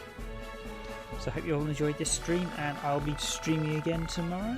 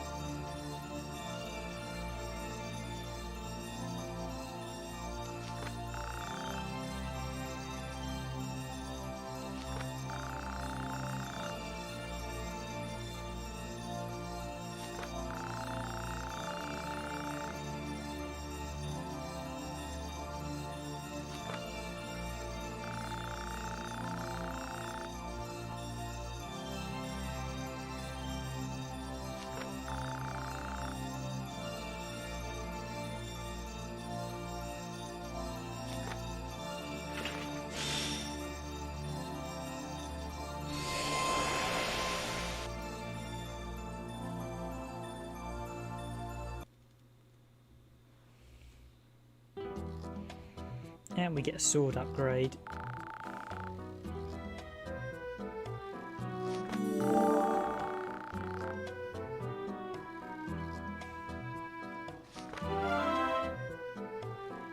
Ooh, heal, return, exit. They're going to come in handy.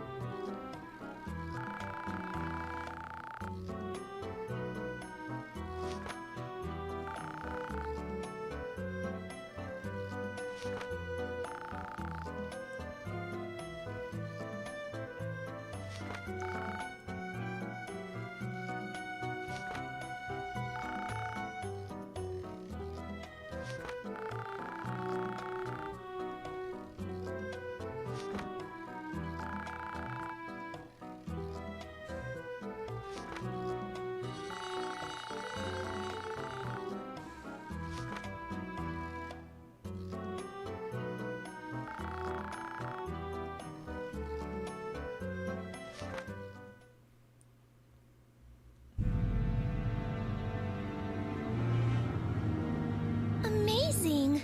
So, it was actually the whole ruins.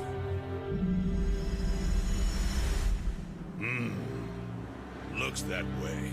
No wonder it's been glowing this whole time.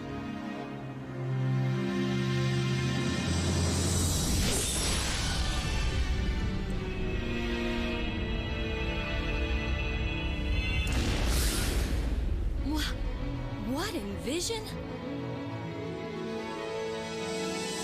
Hooey! Show off some more, why don't ya?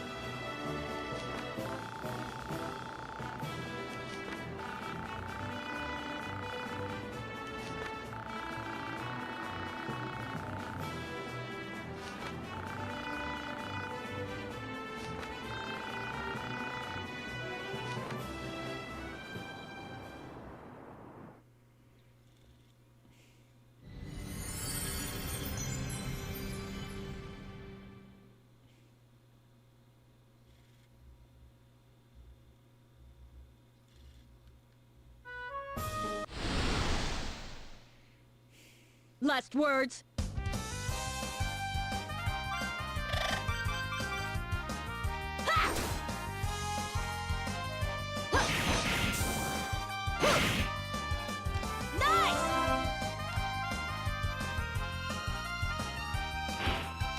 Okay everyone, that's it from me. I'm gonna wish you a good night, a good evening, good afternoon, good morning wherever you are in the world, and I'm gonna wrap up here. I've been your host for this randomised gaming stream, Random Game Riven. I'm just gonna head back to the town and save it, and that's where I'm gonna end it. But thank you all for watching. I wish you a good night, and I'll be back tomorrow with another stream on another PSP game. See you all tomorrow. Well done!